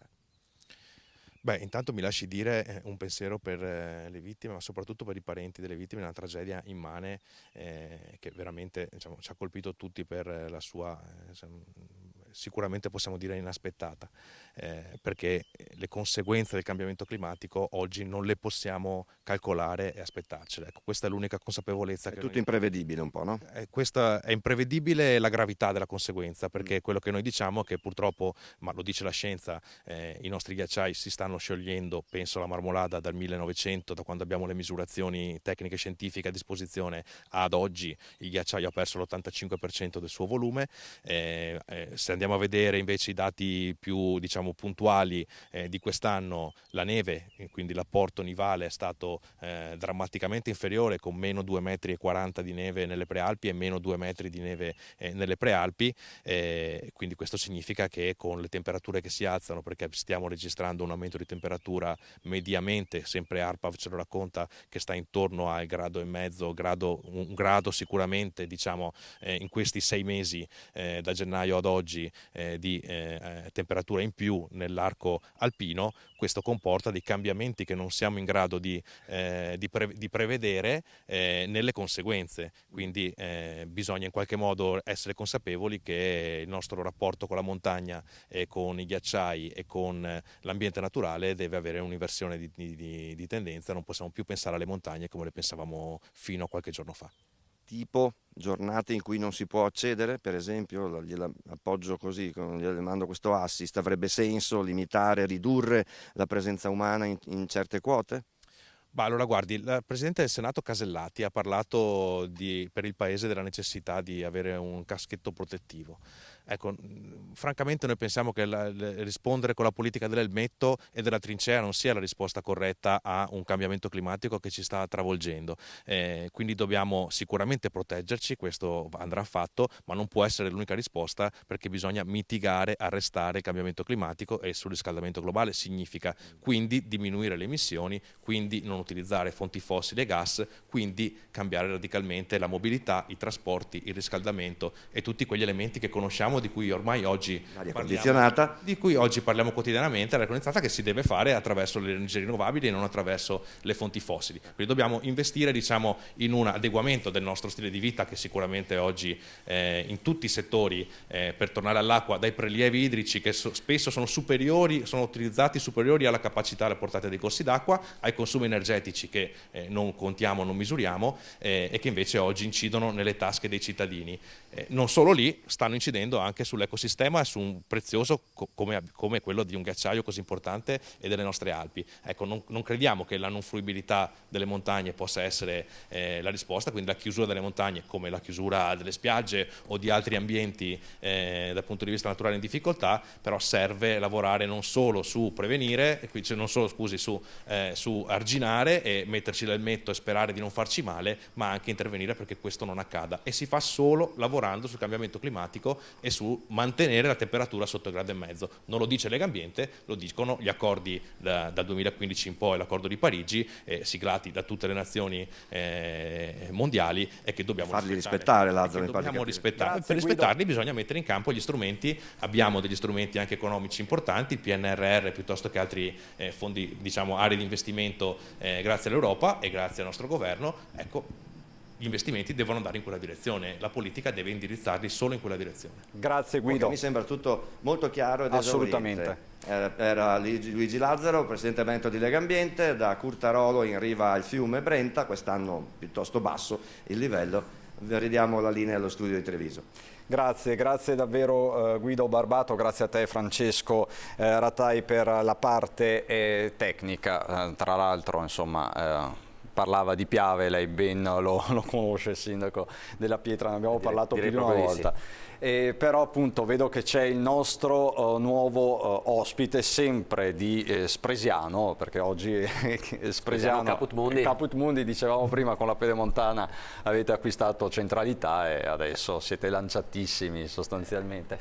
Giannino Venerandi del sindacato del SILB, locali da ballo, più volte nostro ospite, soprattutto nei mesi della pandemia abbiamo tastato più volte il polso di un settore cruciale per il Veneto, titolare dell'Odissea di Spresiano. Dall'Odissea di Spresiano parte, anzi riparte una campagna importantissima per la sicurezza stradale. Tra l'altro anche oggi la provincia di Treviso piange una vittima sulle strade, quest'uomo di 34 anni pakistano, morto questa mattina per l'appunto a Levada di Ponte di Piave. Venerandi, buongiorno e comincio subito con il chiederle perché questo progetto, perché rilanciare questo progetto per la sicurezza stradale. Intanto buongiorno a tutti i telespettatori, anche al sindaco che aveva un po' di tempo. Ciao Danilo. Niente, la nostra idea è sempre quella di essere comunque coinvolti in tutte le manifestazioni pro sicurezza e quindi a tutela delle persone, perché se c'è sicurezza c'è anche serenità anche nel nostro settore. Quindi da sempre ci battiamo per una giusta campagna appunto di sensibilizzazione che serve sempre per far ribadire che la pista è dentro i locali da ballo e non per le strade, e sicuramente tutto quello che possiamo fare lo abbiamo fatto e lo faremo, come questa campagna che si chiamava e che si chiama Occhio alla vita. Non so se, perché mi sono collegato da poco, non so se ne avete già parlato poco fa. No, assolutamente, vogliamo lanciarlo proprio con lei. Ecco, allora praticamente questa campagna era stata promossa a fine 2019 assieme alla Regione Veneto, il comune di Spresiano e anche altri comuni della zona, e proprio da Spresiano avevamo fatto una conferenza stampa per far partire questa campagna. Poi purtroppo il Covid ci ha bloccato e quindi non siamo riusciti a metterla in pratica. Il tema è sempre attuale, gli incidenti purtroppo vediamo che ci sono e ci sono stati e probabilmente, spero di no, ma purtroppo penso che ci saranno ancora, frutto di tante problematiche, non solo quella dell'uso di alcol o di stupefacenti, perché è sempre facile abbinare questo connubio, quindi incidente uguale stato alcolico alterato, eccetera. Sicuramente è uno dei fattori sui quali anche noi ci sentiamo molto coinvolti, ma uno dei fattori penso che è più attuale riguarda la distrazione. La distrazione può essere da tanti motivi, quindi l'uso del cellulare, anche la stanchezza e poi delle volte essere troppo sicuri di se stessi, e purtroppo i giovani spesso sono quelli che ne fanno le spese. È vero che però gli incidenti fanno più clamore nel weekend o di notte rispetto magari a quelli che succedono anche di giorno. Però dai dati che ricordo erano stati così citati anche in quella occasione della conferenza stampa, sembrava che il numero maggiore di incidenti era durante la settimana all'uscita dei posti di lavoro, eccetera. Quindi sicuramente le strade hanno dei grandi deficit, sono un po' vecchie, c'è più traffico di una volta e non sempre ci sono le condizioni di sicurezza adatte. Dopodiché è vero che alla sera, di notte, c'è meno traffico per le strade, anche le forze dell'ordine, pur essendo sempre impegnate al controllo e alle quali io faccio sempre riferimento per qualsiasi problematica, e sono veramente utili anche al nostro settore, perché ci aiutano a gestire bene sempre le nostre problematiche, però purtroppo sono limitati e il personale anche che serve le strade non può coprire territori vasti come quelli delle nostre province. Certamente se ci fosse più presenza anche da parte loro durante durante le serate notturne, quindi del weekend, ci sarebbe una sorta di prevenzione. Diciamo, anche come diciamo spesso, il tema della sicurezza stradale è composito, cioè è fatto di comportamenti individuali, infrastrutture, educazione scolastica, educazione civica, ma non solo, serve l'educazione anche per i più grandi, perché come diceva giustamente Venerandi, il telefonino ha sconvolto l'andare in macchina, Sindaco della Pietra. Sì, poi bisogna parlare appunto sia di prevenzione che di repressione, perché sono due parti di uno stesso progetto, insomma, no? Io credo che debbano essere proprio complementari. Di fatto sì, l'ultimo discorso che faceva Giannino in ordine alle forze dell'ordine, io l'ho sempre detto che siamo sottodimensionati da quel punto di vista là, e bisognerebbe che il governo e il ministero facessero qualcosa e venissero in aiuto ai territori, perché di fatto sono anche bravi, quei pochi che abbiamo fanno un lavoro immane davvero, per controllare la nostra provincia, che numericamente sappiamo fa circa 1 milione di persone, ma è molto vasta. Certo. Le pattuglie in campo, soprattutto la notte e fine settimana, non sono poi molte, quindi poi della sicuramente per quanto riguarda la parte repressiva.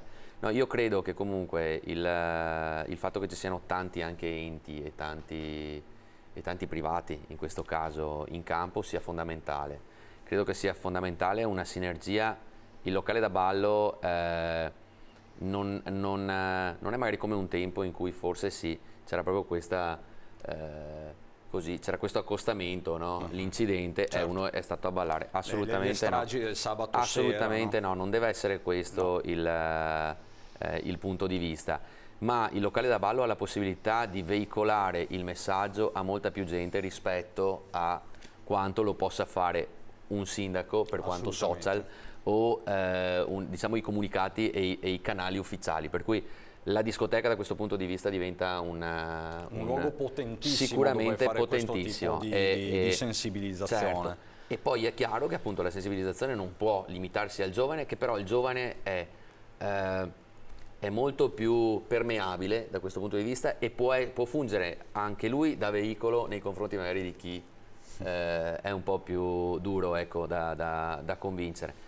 È chiaro che appunto quello che diceva poc'anzi Giannino è sacrosanto, non ci si deve limitare ad accostare l'incidente stradale all'alterazione psicofisica, ma molto spesso appunto lo si deve accostare alla distrazione, e sappiamo tutti che un momento da mona può costare la vita propria, ma soprattutto può costare la vita agli altri, quindi il messaggio deve assolutamente passare. Questo, ecco, non so se possiamo vedere, Alessandro, grazie mille. Occhio alla vita era la campagna appunto avviata davanti al piazzale dell'Odissea.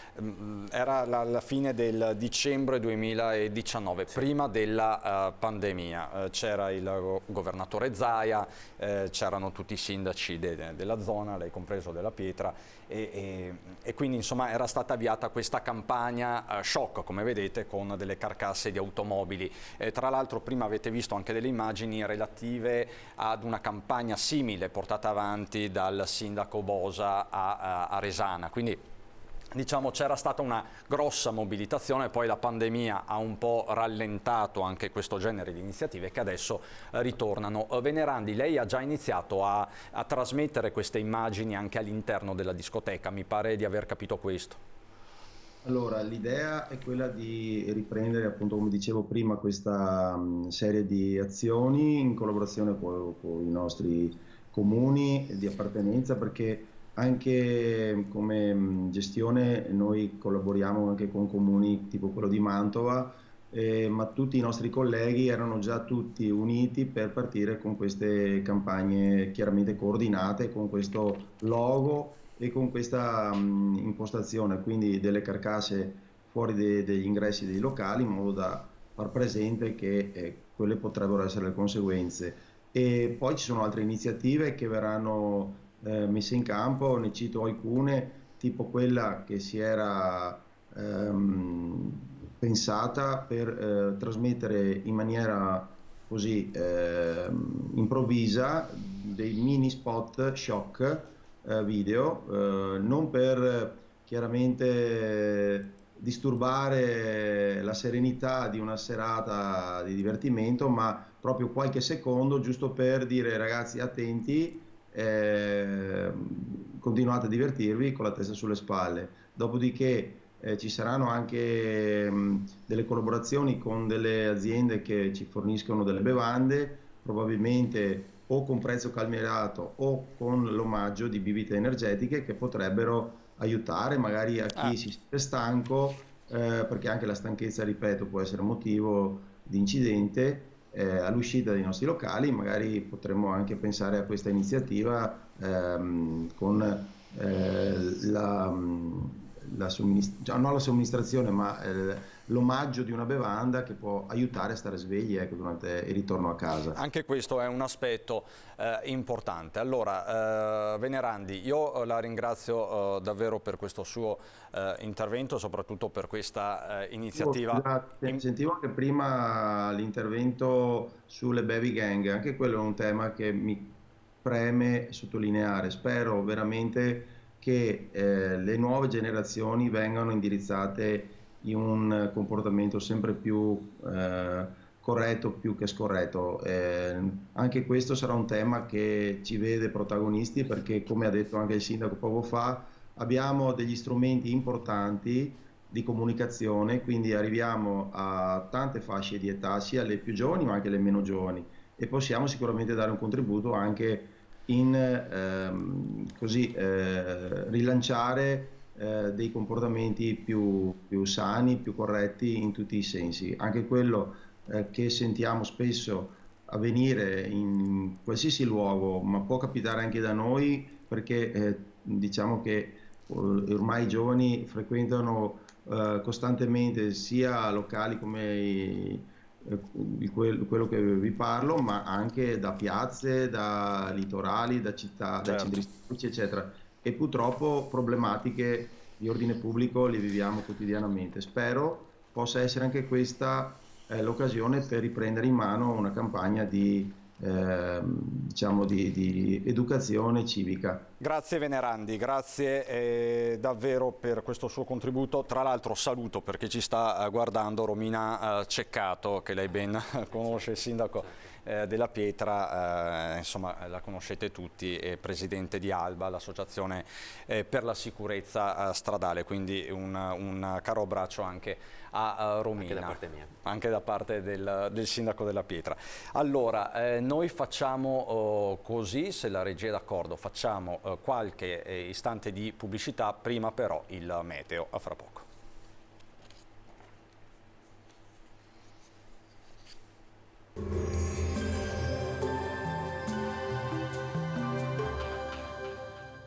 Donadel Sunplast fornisce ed installa tende e coperture tecniche, avvolgibili, serramenti in PVC e in alluminio, porte da interni.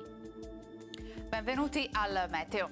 Torna l'anticiclone delle Azzorre nel weekend, con tempo stabile e clima gradevole. Vediamo il dettaglio di sabato 9 luglio. Sul Veneto avremo una giornata decisamente soleggiata, con cielo in prevalenza sereno, solo con qualche nube a carattere sparso ma innocua, e non sono attese piogge. Il clima sarà caldo estivo ma piacevole, con temperature sostanzialmente stazionarie, minime tra 14 e 22 gradi, massime invece comprese tra i 26 e i 30 gradi all'incirca. Ci spostiamo ora sul Friuli Venezia Giulia, anche qui tanto sole, qualche addensamento in corrispondenza dei rilievi ma senza conseguenze. Temperature minime sui 17-20 gradi, massime intorno ai 28-29 gradi. Infine diamo uno sguardo alla situazione del Trentino Alto Adige, anche qui ampio soleggiamento, il cielo si presenterà limpido o al massimo velato. Temperature minime intorno ai 16 gradi, massime sui 30-32 gradi. Dal meteo di Antenna 3 per ora è tutto, grazie per l'attenzione, arrivederci.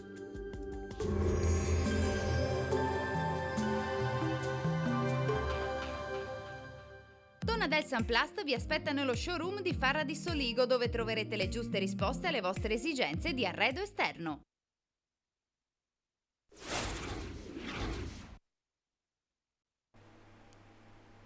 Di nuovo in diretta anche per questo sabato 9 luglio per continuare il nostro racconto di questa giornata a nord-est, una giornata difficile. Ci siamo collegati prima con Canazei in diretta. Tutte le vittime, ha detto il comandante di RIS di Parma, della Marmolada sono state riconosciute, non dovrebbero esserci altri colpi di scena, però insomma il cerchio si sta chiudendo, almeno per quanto riguarda l'identificazione di vittime e dispersi, quindi è una notizia che arriva nel giorno del grande lutto per Canazei, la Val di Fassa e non solo, per tutta la montagna e per tutti i paesi che insistono sulla Marmolada, quindi anche il versante agordino e poi il Veneto, che ha pagato il prezzo più alto in termini di vittime. Insomma, una situazione che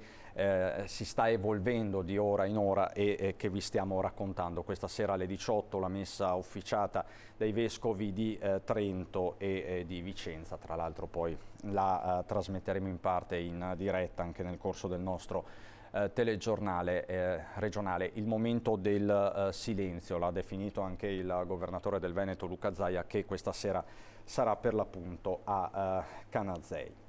Io do il benvenuto a Giacomo Nilandi, segretario del Partito Democratico di Mogliano e consigliere comunale a Mogliano. Lo vedo collegato Gianangelo Boff, sindaco di Tarzo e commissario della Lega in provincia di Treviso. Buongiorno Boff. Buongiorno a tutti, buongiorno a tutti voi. Allora, io direi di cominciare anche qui, gli spunti non mancano se parliamo di politica, dalla settimana difficilissima vissuta dal governo Draghi, su tutto quel confronto fra il Premier e Giuseppe Conte, il leader del Movimento 5 Stelle, che ha sottoposto al Presidente del Consiglio un documento programmatico in 9 punti, qualcuno l'ha definito un vero e proprio cahier de doléances, però appunto il tormentone politico dell'estate sembra essere: strappano o non strappano i 5 Stelle? E su questo Giuseppe Conte sembra un po' giocarci. Queste le dichiarazioni a una lanciata molto breve di Giuseppe Conte, che ironizza. Sentiamolo. Partite per la vostra vacanza e poi vi aggiorneremo. Va bene. Grazie, scusate. È una dichiarazione, questa di Conte, che ha infastidito in tanti, perché appunto ha ironizzato rispondendo di fatto a una domanda su questa crisi di governo, su questa uscita del Movimento 5 Stelle dall'asse portante della maggioranza che sostiene Draghi. Nilandi, il Partito Democratico è diciamo così, l'alleato naturale per il momento del Movimento 5 Stelle. Voi avete capito cosa ha intenzione di fare Giuseppe Conte? Secondo noi molto legittimamente, come fanno peraltro anche altre forze politiche all'interno di un governo di unità nazionale straordinario e assolutamente irripetibile, chiedono al governo di portare avanti delle misure che sono più confacenti a quello che è, diciamo, la loro azione politica, la loro linea politica. In questo sinceramente non ci vedo nulla di male, peraltro tanti di quei 9 punti che ha presentato Conte possono essere condivisibili e anzi possono essere oggetto e frutto anche di un prossimo programma di coalizione, per cui io derubricherei in tutto a una normale dialettica all'interno di un governo che, come dicevo prima, è composito, ci sono varie forze politiche e ciascuna ovviamente tenta di tirare acqua al suo mulino. Oggi lo sta facendo Conte, un po' prima, qualche settimana fa lo stava facendo Salvini, per cui voglio dire, il tema è sempre poi la modalità con cui si fa. Un conto è farlo in maniera, come si può dire, rispettosa anche del momento del Paese, un conto è far precipitare direttamente le condizioni verso una possibile, probabile, futuribile crisi di governo. Questo dal punto di vista dello stile e anche dal punto di vista delle responsabilità che abbiamo nei confronti del Paese va meno bene per Conte come andava meno bene per Salvini qualche settimana fa. Dovremo cercare tutti quanti, visto che abbiamo fatto un patto istituzionale, di mantenerlo fino alla fine. Le faccio una domanda, le chiedo una risposta telegrafica. Franceschini ha detto: se il Movimento 5 Stelle strappa dal governo è finita anche l'alleanza con il PD. È troppo duro in questo? Ma questa è una dichiarazione di Franceschini, io sto a quelle che sono le dichiarazioni del nostro segretario Enrico Letta, che ovviamente ci tiene a precisare che il campo largo non si tocca nel centro-sinistra, se no se dovessimo stare qua ad ascoltare tutte quante le dichiarazioni delle varie correnti del Partito Democratico, dei vari esponenti dei vari partiti, ovviamente non riusciremo più a capire nulla. Pare di capire che non ama particolarmente Franceschini. Allora, Boff, voi a vostro modo siete alleati del 5 Stelle, alleati di governo. Anche la Lega più volte ha dimostrato particolare disagio nei confronti dell'esecutivo di alcune misure. Che cosa vi augurate a questo punto? Si arriva a fine legislatura? Ma intanto non mi sembra un granché di buon stile né neanche meno istituzionale il fatto di dire ai cittadini: beh, intanto andate in ferie e poi vi faremo una sorpresa quando tornate dalle ferie. Che discorsi sono sti qua? Cioè, se parliamo di un governo di unità nazionale è ovvio che è chiaro il messaggio. Attualmente il Movimento 5 Stelle è quello che ha pagato in termini elettorali, sta pagando di più in termini elettorali, ma voglio dire non tanto per il fatto dovuto al Covid, alla crisi, non tanto il fatto per essere all'interno di un governo istituzionale, ma anche solamente per il fatto che voglio dire questi sono quelli dei banchi a rotelle, sono quelli del traforo della galleria del Brennero, questi sono quelli delle mascherine regalate in Cina quando poi servivano a noi, questi sono quelli del reddito di cittadinanza, eccetera, eccetera, eccetera, quindi questi sono quelli del 110, quindi voglio dire ormai i cittadini italiani hanno capito di aver commesso un errore nel 2018 a votare queste persone che non hanno la minima capacità governativa. E ora Conte sta cercando di recuperare l'orto per le verze, per così dire. Teniamo conto che il PD ovviamente non va a intervenire su una situazione del genere perché il Movimento 5 Stelle va a coprirgli quell'area di sinistra che loro hanno lasciato scoperti, essendosi spostati al centro. Voglio dire, sì, Letta tutto si può dire fuorché sia di sinistra, Franceschini tutto si può dire fuorché sia di sinistra, tutta gente che è democristiani fondamentalmente, quindi il PD ha occupato quell'area di centro e ha bisogno comunque di qualcuno che presidi il fronte sinistro della coalizione, quindi ovvio che non vanno ad affondare il coltello, però è chiaro che le scenette che abbiamo visto anche per televisione tra Conte e Grillo, che non si riesce a capire bene che ruolo abbia, se sia se sia un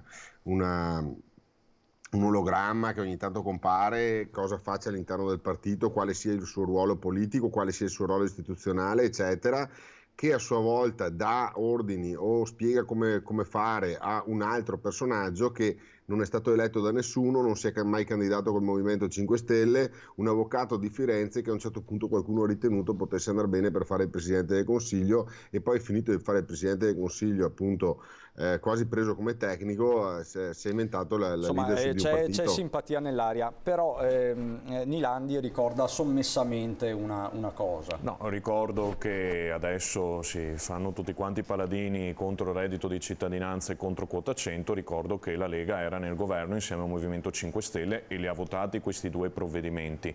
Come mi permetta, gentilmente segretario, però che la Lega dia lezioni di stile a Giuseppe Conte dopo quello che è successo 2 anni fa al Papeete dal punto di vista istituzionale e del rispetto nei confronti dei cittadini mi pare una cosa, diciamo la storia un po' infelice. È forse ciclica. Vi faccio sentire, a proposito di reddito di Boff. Girava quel casco dell'astronauta per le spiagge, ma dai, cioè, il leader di quello che doveva essere il primo partito italiano, che era Beppe Grillo, che ogni tanto compariva con quel casco da astronauta o in giro per le spiagge con le tute mimetiche, ma di cosa stiamo parlando, ragazzi? Sì, dai, non avanti. facciamo comunque un buon servizio a nessuno. Diciamo che 5 Stelle e Lega forse hanno un problema balneare, definiamolo così. Allora, reddito di cittadinanza, diceva bene Boff. Sentiamo le ultime parole pronunciate in merito da parte del Ministro del Lavoro Orlando. Sentiamolo.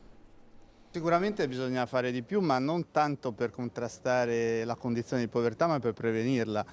Lavorare sui salari, lavorare sul lavoro povero è esattamente una risposta, e il governo, il Ministro del Lavoro sta facendo un'azione che sarà sottoposta alle parti sociali dalla prossima settimana. Ma quei dati ci dicono anche che il reddito di cittadinanza è servito a contrastare la povertà assoluta, ha impedito che 1 milione di italiani rimanessero in quella condizione. Questo ci fa dire una cosa, questa cosa l'ha detta l'Istat, non l'hanno detta quelli che avevano annunciato la fine della povertà sul balcone. Quindi consiglierei a tutti più cautela nel dibattito su questo tema. Cautela invoca il Ministro Orlando sul tema del reddito di cittadinanza, che è il punto centrale delle rivendicazioni di Giuseppe Conte all'esecutivo. Della Pietra, lei in questo momento è un osservatorio tra virgolette privilegiato, stando all'opposizione di fronte ad una maggioranza che tende a cannibalizzarsi. Secondo lei si arriva alla fine della legislatura? Prima domanda, le chiedo di essere breve. Seconda, abbiamo parlato dei rapporti fra PD e 5 Stelle che insomma non sono nel massimo del loro splendore. E i rapporti fra Lega e Fratelli d'Italia? Cominciamo dalla prima. Tiene o no il governo? Secondo me sì, ma per una mera questione di interesse. Quindi al netto di ogni ragionamento politico. Interesse nazionale o personale? Ma no, interesse personale, ovvio. No. Credo che ormai arrivati a questo punto tenga. Rapporti con la Lega?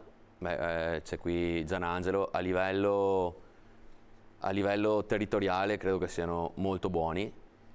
E io sapete che ogni qualvolta parlo di questo grandissimo governo di unità strepitoso e via dicendo, a me cadono un po' le braccia. Sono convinto che sia proprio la cosa più lontana da un governo nazionale che si possa vedere. Poi dopo sono idee mie chiaramente, e vorrei ecco che si ricostituisse quel non dico gioco delle parti, capitemi quando uso questo termine, che dovrebbe portare insomma all'elezione di qualcuno di ben preciso, soprattutto eletto dal popolo. È chiaro che, vabbè, io adesso ho sentito parlare l'altro giorno di legge elettorale. Sia più esplicito. Spiace, ma dai, insomma, ragazzi, la destra e la sinistra, vuoi o non vuoi, ci sono ben differenziate. E chi rappresenta adesso la destra? Ma la coalizione, il leader naturale qual è in questo Ma lì il discorso, allora ragazzi, anche là è chiaro che se io dicessi che non dicessi che Giorgia Meloni il leader del centrodestra, direi sarebbe un brutto quarto d'ora. Ma non è il brutto quarto d'ora, però mi pare che, stante anche quelli che sono sempre stati i progetti, no, del centrodestra, si è sempre detto che chi ha la maggioranza dei voti esprime anche il leader. Oggi come oggi mi pare abbastanza evidente chi ce l'ha, però al di là di questo, che secondo me è una cosa comunque superabile, io credo che insomma, si debba tornare a una normalità politica che di fatto non c'è da un bel po' di tempo, perché quello che si è detto oggi è sacrosanto. Prima c'era il governo giallo-verde, poi il governo giallo-rosso, adesso c'è un governo colorato. Di fatto però ecco, credo che nessuno degli italiani voglia questo tipo di... Quindi diciamo, lei dice l'alleanza di centrodestra è naturale, finita questa legislatura, quello è l'orizzonte comune. Mi auguro proprio di sì. Condivide Boff, faccio anche a lei la domanda, il governo del quale comunque la Lega è azionista di maggioranza resterà fino a fine legislatura, e poi a che punto è e come sta l'alleanza della centrodestra? Ma diciamo che ci sono delle visioni sul paese che ci dividono. Allora, il governo di unità nazionale va bene. Draghi secondo me è un grande tecnico, ma secondo me se guardiamo i numeri, se guardiamo i fondamentali di un paese, sta portando anche il paese verso una prospettiva di crescita importante, quindi non vedo critica alla figura di Draghi, proprio perché secondo me ha delle capacità una capacità anche di relazionarsi a livello internazionale che sicuramente, con cui sicuramente non vedo molti altri oggi sullo scenario italiano in grado di poter gestire questa situazione in questo modo. Il problema è proprio di visione politica. È ovvio che prima diceva ma avete votato anche voi il reddito di cittadinanza, è ovvio che quando sei all'interno di una coalizione devi accettare qualcosa per avere qualcos'altro, quindi è normale che voti anche. Ma se qualcuno avesse un dubbio se ancora oggi la Lega è favorevole al reddito di cittadinanza, proponiamone l'abolizione, ne proponiamo l'abolizione, portiamo in Parlamento l'abolizione del reddito di cittadinanza e poi vediamo chi vota come. Se ha qualche dubbio l'amico Dem lo faccia, visto che tra loro i 5 Stelle hanno la maggioranza del governo, portino l'abolizione del reddito di cittadinanza e poi vediamo chi la vota.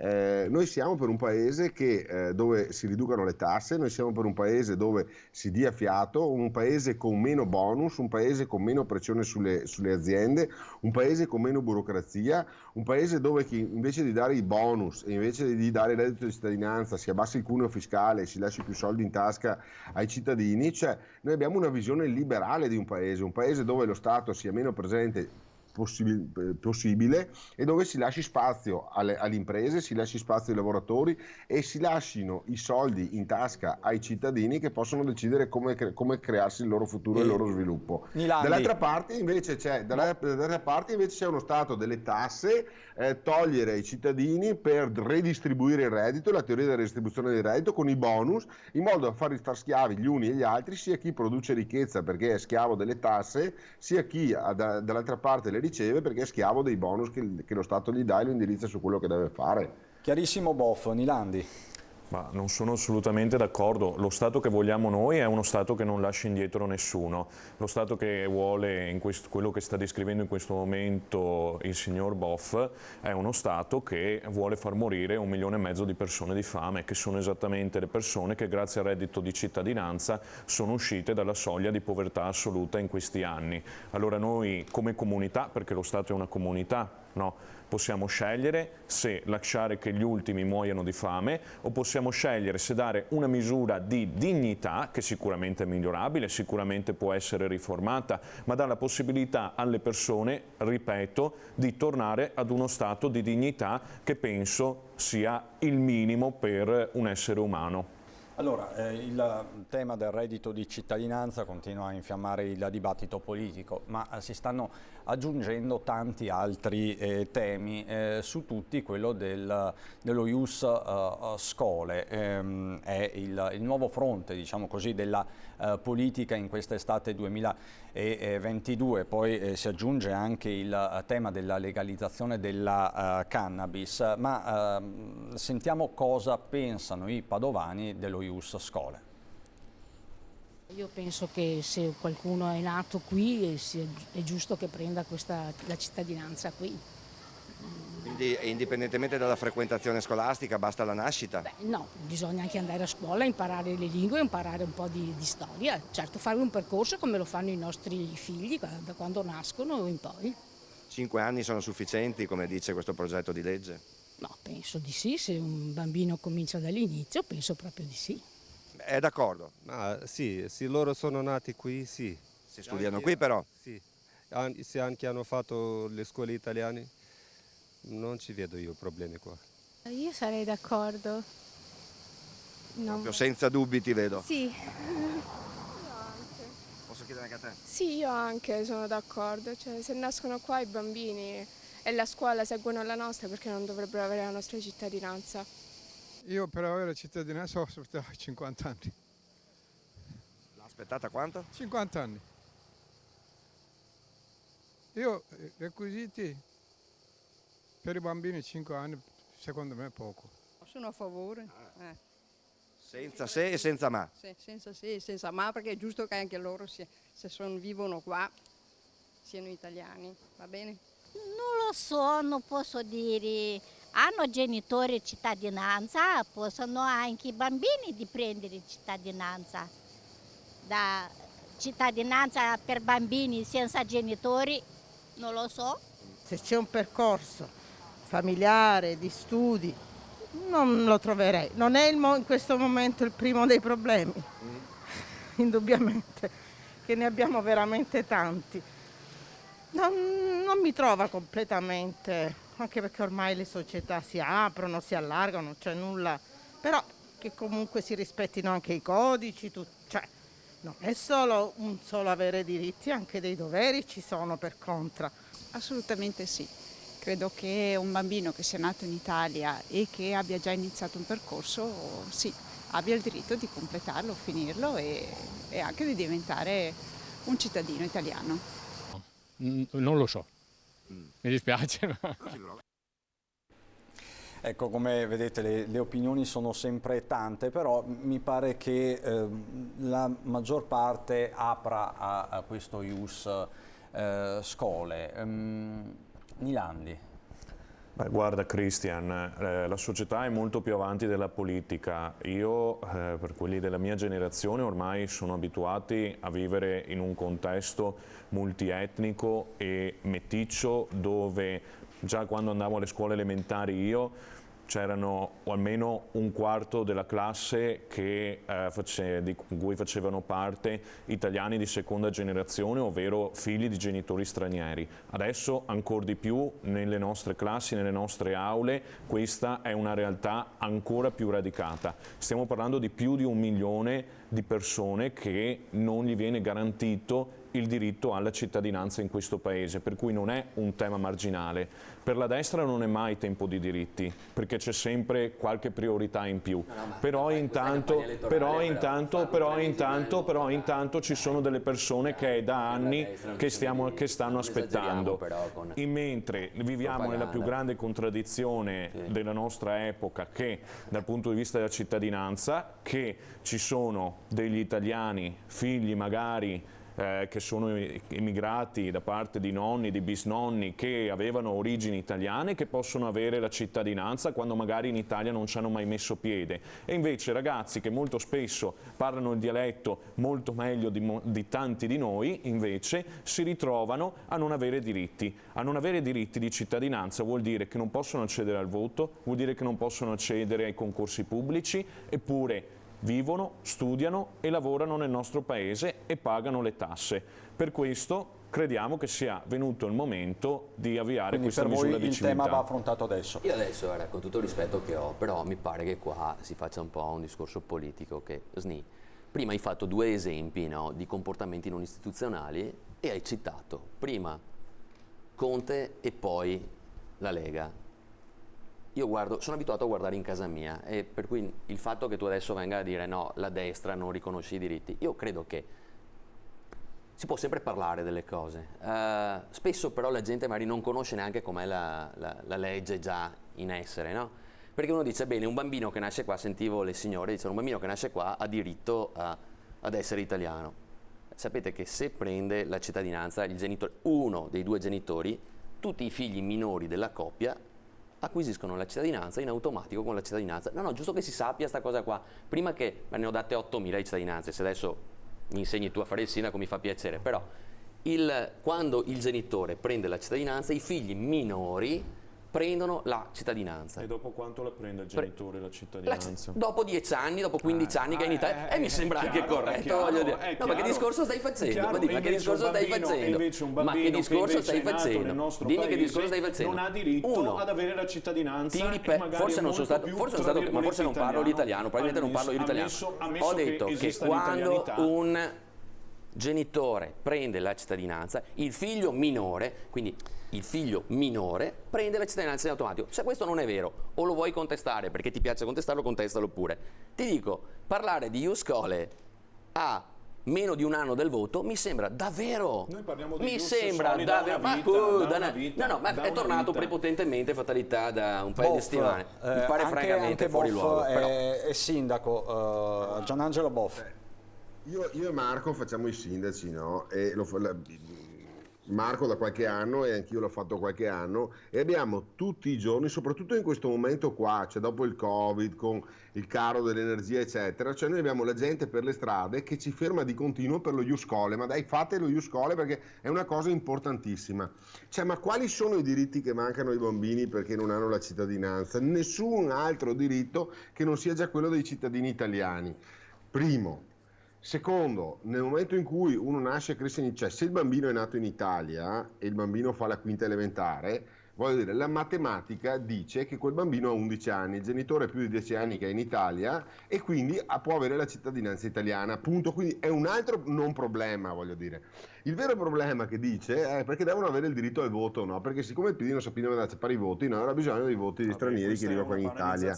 Questo è l'unico motivo, perché tutti gli altri diritti ce li hanno, tutti gli altri diritti ce li hanno il diritto al lavoro, hanno il diritto all'assistenza, un'argomentazione becera, hanno il diritto veramente, tutti i diritti ce li hanno, che è il livello dell'argomentazione politica del suo partito. Io sono orgoglioso della mia appartenenza e non mi interrompe, se io sono orgoglioso della mia appartenenza, se io sono marocchino e voglio orgogliosamente vivere da marocchino in Italia, lei non mi può costringere a diventare italiano per votare PD, perché io voglio rimanere marocchino.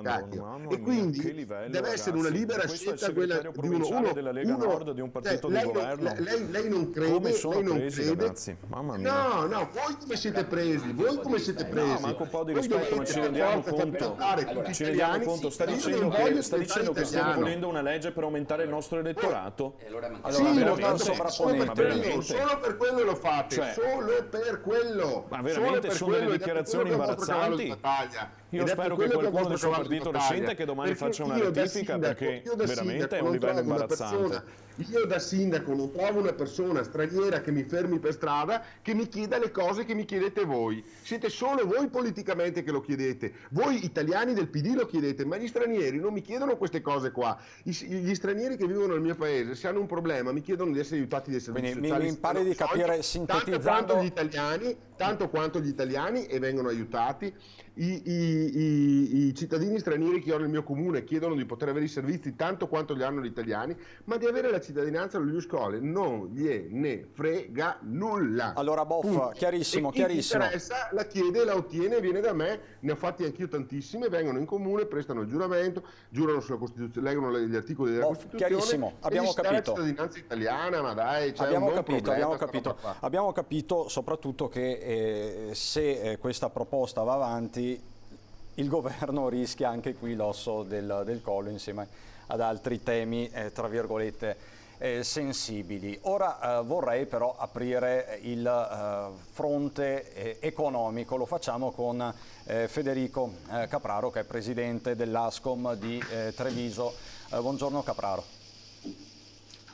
Buongiorno Cristian, buongiorno a tutti voi, fa piacere rivedervi. Piacere nostro, Capraro. Questi sono temi prevalentemente politici, no? Però gli imprenditori in questo periodo sono più proiettati su altre questioni, no?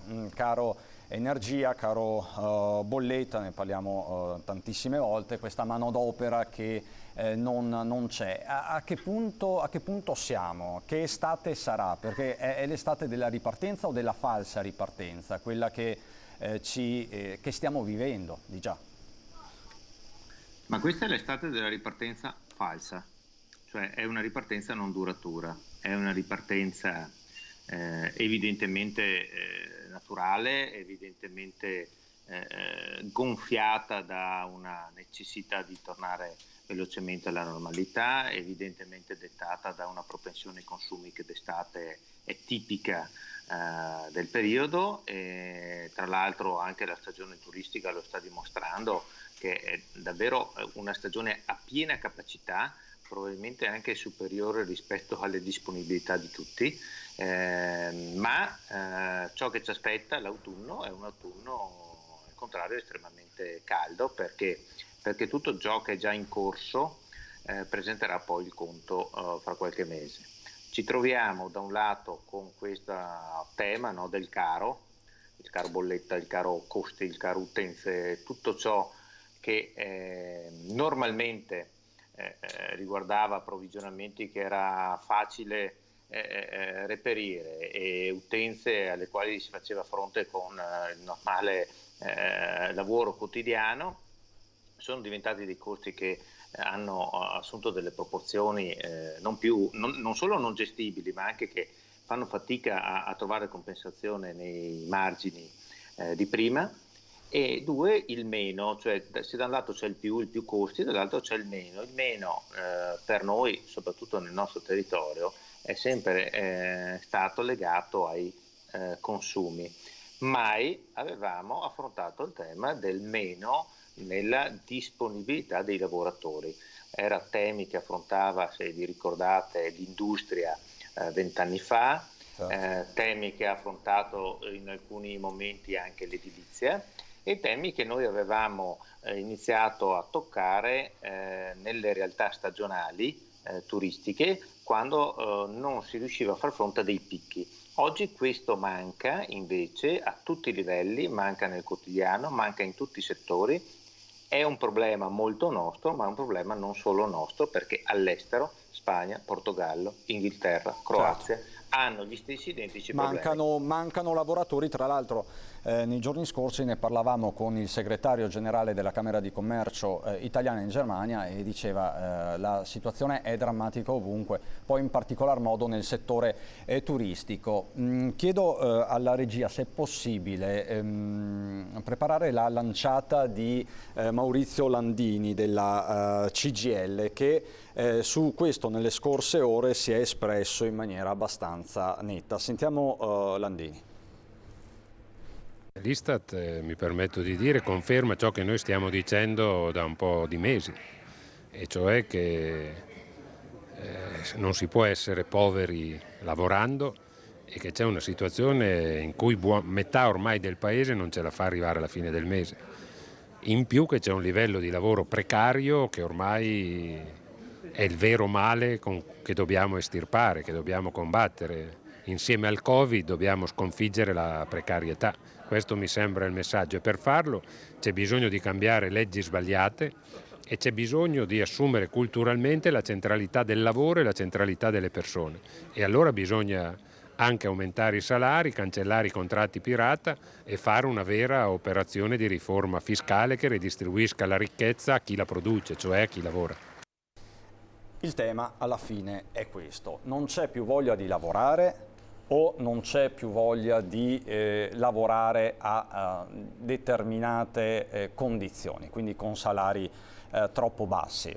Insomma, l'Italia è il paese che in questi ultimi due decenni è cresciuto meno dal punto di vista proprio degli stipendi. Capraro, io confido nella sua solita franchezza. Dov'è il problema? Lei dove lo vede?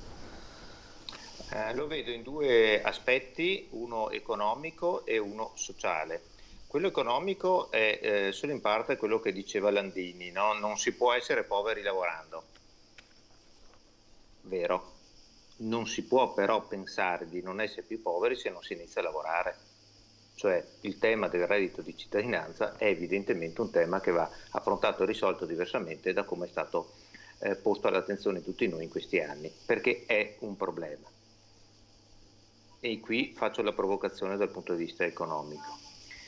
Se in questo momento la situazione economica è tale per cui gli imprenditori non hanno prospettive chiare, non hanno previsioni, non hanno certezze, non si sa quale sarà il ritorno del Covid, c'è una guerra in corso, insomma non intervengono nel mondo del lavoro sottoponendo delle formule con contratti a tempo indeterminato, perché c'è una difficoltà nel pianificare, quindi nel prendersi degli impegni, allora in questa situazione nascono dei contratti precari, dei contratti a tempo, è evidente. Diamo un reddito di cittadinanza? No, diamo un reddito di sostegno a coloro che iniziano a lavorare con dei nuovi contratti, che non sono contratti che ti permettono di costruire una casa, di costruire una famiglia, di dare una, come posso dire, di avere una previsione a lungo raggio e che vengono integrati con un certo tipo di reddito, ma non si può dare dei soldi a chi non lavora, noi dobbiamo dare dei soldi a chi lavora. Entro in questo aspetto. Capraro, per capire, mi scusi, quindi lei dice parliamo davvero di politiche attive del lavoro piuttosto che puntare sul reddito di cittadinanza, che vabbè, è un sostegno per la povertà, puntiamo sui contratti d'ingresso, quindi andiamo a rimpinguare, diciamo così, i contratti di stage piuttosto che tirocini e quant'altro. Ma anche i contratti a tempo, qualsiasi tipo di contratto, è evidente che i contratti costano troppo alle aziende e rendono troppo poco ai lavoratori. C'è un cuneo fiscale che deve essere oggetto di un chiaro intervento. Noi non possiamo pensare che i nostri lavoratori con 1.200, 1.150, 1.250, 1.300 euro al mese possano pensare di vivere con una prospettiva futura, cioè costruendosi una famiglia, costruendosi una casa, ciò che hanno tra i loro sogni. Questo è il tema da risolvere, è un tema economico, cioè sul cuneo fiscale. Poi c'è un tema sociale. Ciò che è successo ha accentuato quello che si legge, no, sui giornali, che viene definita la YOLO Generation, no? L'acronimo inglese che tradotto significa non si vive una volta sola, ma si vive una volta sola, non è che sia una novità, da sempre si vive una volta sola, ma prima era un ragionamento, un tema che portava i giovani ad avere l'ambizione, proprio perché si vive una volta sola, di costruirsi un'azienda, di avere successo, di costruirsi una carriera, di trovare nel lavoro un certo tipo di prospettiva personale e familiare. Oggi invece questo viene ritirato al ribasso. Quello che è successo in questi 2 anni di Covid dal punto di vista sociale, dal punto di vista psicologico ha lasciato un segno. Si vive una volta sola, viene declinato nella nuova accezione per cui accontentiamoci, viviamo con quello che ci danno, non danniamoci l'anima, non diamoci troppo da fare perché non si sa poi domani cosa succede, che sono tra l'altro questi valori che non sono i nostri, quelli del nostro territorio, delle nostre terre. Lei dice c'è a rischio l'etica del lavoro. Anche, ma soprattutto sono i nuovi valori che i giovani hanno. Quindi noi dobbiamo, come posso dire, pensare anche di educare le imprese, creare le condizioni perché le imprese possano far fronte a questo nuovo tema, a questo nuovo approccio, e quindi approcciare questi giovani che entrano nel mondo del lavoro, che hanno evidentemente delle esigenze diverse, delle ambizioni diverse e che probabilmente chiedono al lavoro delle cose diverse. Se una volta chiedevano il posto fisso e il salario sicuro, probabilmente oggi i giovani al mondo del lavoro chiedono una crescita personale, chiedono delle altre cose a dispetto di quello che noi pensavamo fossero i capisaldi del lavoro. Lì bisogna ripensarci, ripensare anche i sistemi organizzativi e soprattutto bisogna rimettere soldi nelle buste paga, ma non a danno delle aziende che altrimenti non possono fare sviluppo, a danno di un sistema che non può andare, e ho chiuso, chiedo scusa, non può andare a pensare di sostenere redditi non lavorano. Ognuno nel suo piccolo deve produrre qualcosa e dobbiamo incentivare chi lo fa, non chi non lo fa. Chiarissimo Capraro, chiedo a Nilandi, poi a Della Pietra e Boff, vi chiedo però di essere brevissimi, 30 secondi a testa. Vi convince questa analisi di Capraro, del presidente dell'Ascom di Treviso? Ma si può essere d'accordo su determinati tratti dell'analisi, poi per quel che riguarda invece le risorse e anche e soprattutto i progetti da mettere in campo, invece siamo un po' meno d'accordo con quello che dice il Presidente, nel senso che molto banalmente noi parliamo di salario minimo e di revisione dei contratti, perché dal punto di vista nostro i giovani non è che non hanno più voglia di lavorare, i giovani hanno voglia di lavorare ma hanno anche voglia di lavorare con dignità e senza essere sfruttati. Questo è il punto, per cui aumentare i salari, soprattutto in un momento come questo dove l'inflazione galoppa e dove noi dal punto di vista salariale siamo gli ultimi, quasi gli ultimi in Europa dal punto di vista dell'adattamento dei salari appunto a quella che è anche il costo della vita media all'interno del nostro Paese, pensiamo che sia un'operazione di giustizia sociale che assolutamente va fatta e va perseguita, perché se no dall'altro lato purtroppo ci sono delle aziende virtuose che utilizzano i contratti collettivi nazionali in un certo modo, ma ci sono delle altre aziende che invece utilizzano dei contratti collettivi capestro che ovviamente vanno a danno e a scapito dei lavoratori, per cui gli strumenti ci sono già, cerchiamo in qualche modo di riformarli e di utilizzarli al meglio. E questo è il tema poi sollevato anche da Landini nell'intervento che avete sentito prima. Boff, è a rischio l'etica del lavoro? 40 secondi anche per lei.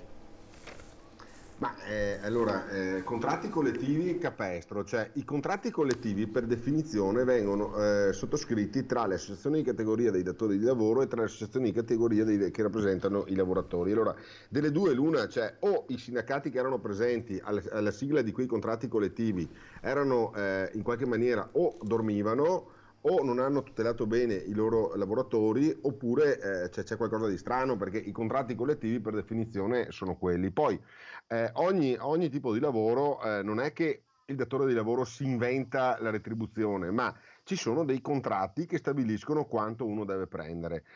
Parliamo di quella che viene più bistrattata, che è quella che dicono ad esempio i camerieri nella ristorazione non prendono nulla, è vero. Allora all'inizio quando tu entri devi farti il tirocinio, devi farti conoscere, devi dimostrare anche cosa sai fare, perché dove c'è un'attività, dove hai relazione col pubblico, puoi far guadagnare l'azienda per la quale lavori, puoi fare anche dei danni, perché un cameriere antipatico che non sa trattare i clienti è un danno per l'azienda. Quindi da giovane lavoratore, come ho fatto io, entri, cominci a farti vedere. Io sinceramente le esperienze che ho avuto dove ho cominciato a lavorare, dove ho cominciato a dimostrare quello che sapevo fare, sinceramente non ho mai avuto problemi. Quando ho dimostrato quello che sapevo fare, ho parlato con i titolari, ho parlato con i datori di lavoro e non ho mai avuto problemi ad ottenere un aumento o a vedermi riconosciuto quello che è uno stipendio che fosse ragionevole rispetto a quello che io portavo in azienda. È ovvio che c'è un momento in cui anche devi dimostrare qualcosa, devi imparare a fare un mestiere, e ripeto, oggi come oggi, con la fame di lavoratori che c'è, se tu entri in un'azienda e dimostri di saper fare il tuo lavoro, non c'è nessun datore di lavoro che non fa di tutto per trattenerti in azienda e non farti scappare. Quindi voglio dire, se uno sa fare il proprio mestiere e cerca di impegnarsi, lo fa bene, cioè i datori di lavoro oggi cercano di tenerseli stretti i lavoratori e quindi sono disposti anche a riconoscere, ovvio, quello che è il giusto, non è che possono essere follie, però che uno pretenda di iniziare a fare un lavoretto magari da studente per imparare a fare qualcosa. Chiarissimo, grazie mille. E allora chiudo questo blocco con Capraro in 10 secondi, io so che lei ce la può fare. Glielo chiedo sempre e ogni volta riaggiorna il suo appello. Qual è la priorità adesso per gli imprenditori, soprattutto gli imprenditori del terziario? In 10 secondi. L'attenzione ai consumi, mettiamo le tasche degli italiani. E questo lo si fa in un duplice modo. Il taglio dei costi è un taglio per le aziende, ma è un taglio anche per i privati. e quello che si diceva l'intervento sul cuneo fiscale. Questa è l'urgenza d'oggi, poi abbiamo la necessità di navigare evidentemente a vista e trovare delle soluzioni che ci permettano di riorganizzare questo Paese. Davvero Federico Capraro, presidente di Ascom Treviso, grazie Gianangelo Boff. Nilandi e Della Pietra restano ancora con me per 5 minuti. Noi ci rivediamo fra poco.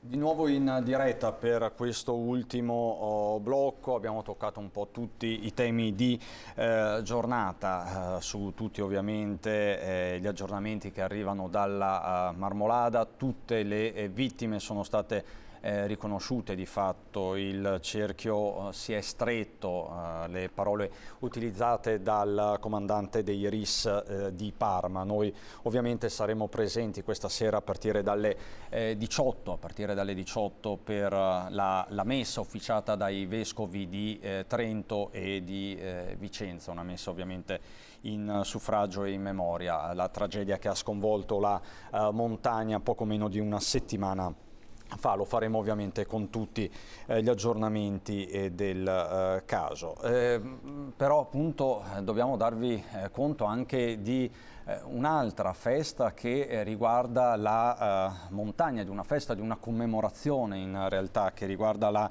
montagna. Vi mostro queste immagini davvero belle, suggestive, questa sera poi vi racconteremo tutto per bene. Questa è l'Ortigara, questi sono gli alpini che questa mattina si sono portati sull'Ortigara per il raduno triveneto delle penne nere. Noi domani mattina dalle 8:30 vi trasmetteremo in diretta lo sfilamento e quindi questo raduno che riempirà di penne nere non solo l'altopiano dei 7 comuni, un evento attesissimo. Noi abbiamo una carambata finale, possiamo chiamarla così, Sindaco Della Pietra, perché ci sono video collegati e che non riusciamo a mostrarveli per motivi tecnici. Sono video collegati gli alpini del gruppo di Visnadello, sì, mi diceva. Loro sono i ragazzi di Visnadello che mi stavano videochiamando mentre ero qua, e allora poi dopo è successa la carambata per questo, quindi... Ecco, ci possono fare un saluto a microfono? Siete collegati, siete in onda, volete salutarci? Beh, innanzitutto un saluto a tutti i telespettatori di Antena 3 da parte del gruppo Visnadello, un saluto al nostro sindaco Marco, che è sempre presente con noi. È bellissimo e bravissimo, devi dire anche. Sì. No, non bellissimo, ma bravissimo. Non bellissimo, ma bravissimo. E allora buona giornata e buona permanenza. Noi siamo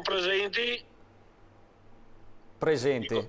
Perfetto, allora grazie ragazzi. E buona giornata, buona festa agli alpini del gruppo di Visnadello e a tutti gli alpini che stanno confluendo in queste ore appunto sull'altopiano dei 7 comuni. Tra l'altro vi ricordo domani mattina alle 8:30 la cerimonia in diretta. Siamo davvero in addirittura d'arrivo. Io ringrazio Giacomo Nilandi, che è segretario del Partito Democratico di Mogliano. Tra l'altro non siamo riusciti, perché i temi sono tanti, a parlare di quello che è successo a Mogliano dal punto di vista politico.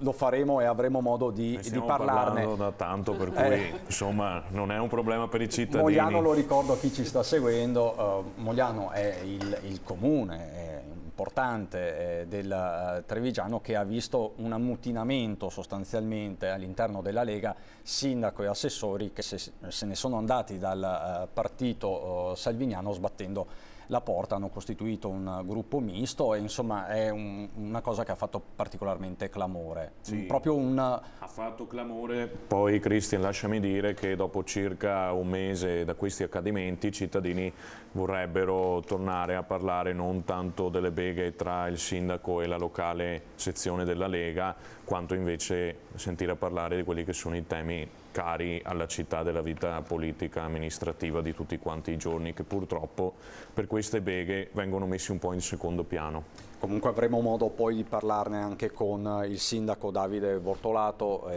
quindi capiremo insomma se ci sono nuove mosse anche politiche all'orizzonte, perché insomma parliamo di un comune importante nello scacchiere politico e istituzionale della Marca Trevigiana e del Veneto in generale, possiamo dirlo questo? Ma assolutamente sì, anche perché è un comune di confine di fatto che è il trade union tra la provincia di Treviso e quella di Venezia, cioè, quindi poi tra l'altro anche numericamente parlando, adesso non voglio dire, però sono sopra i 20.000, mi pare, 27.000, quindi è sicuramente un comune importante. Ecco, prima avevo Boff, ma non siamo riusciti a trattare anche questo tema, ma insomma l'estate dal punto di vista politico e non solo sarà ancora lunga. Grazie davvero, grazie Nilandi. Grazie a te Cristian, grazie ai telespettatori. Al sindaco di Spresiano Marco Della Pietra, che è qui con me da 2 ore, e ringrazio davvero dalla regia, perché anche... minimo.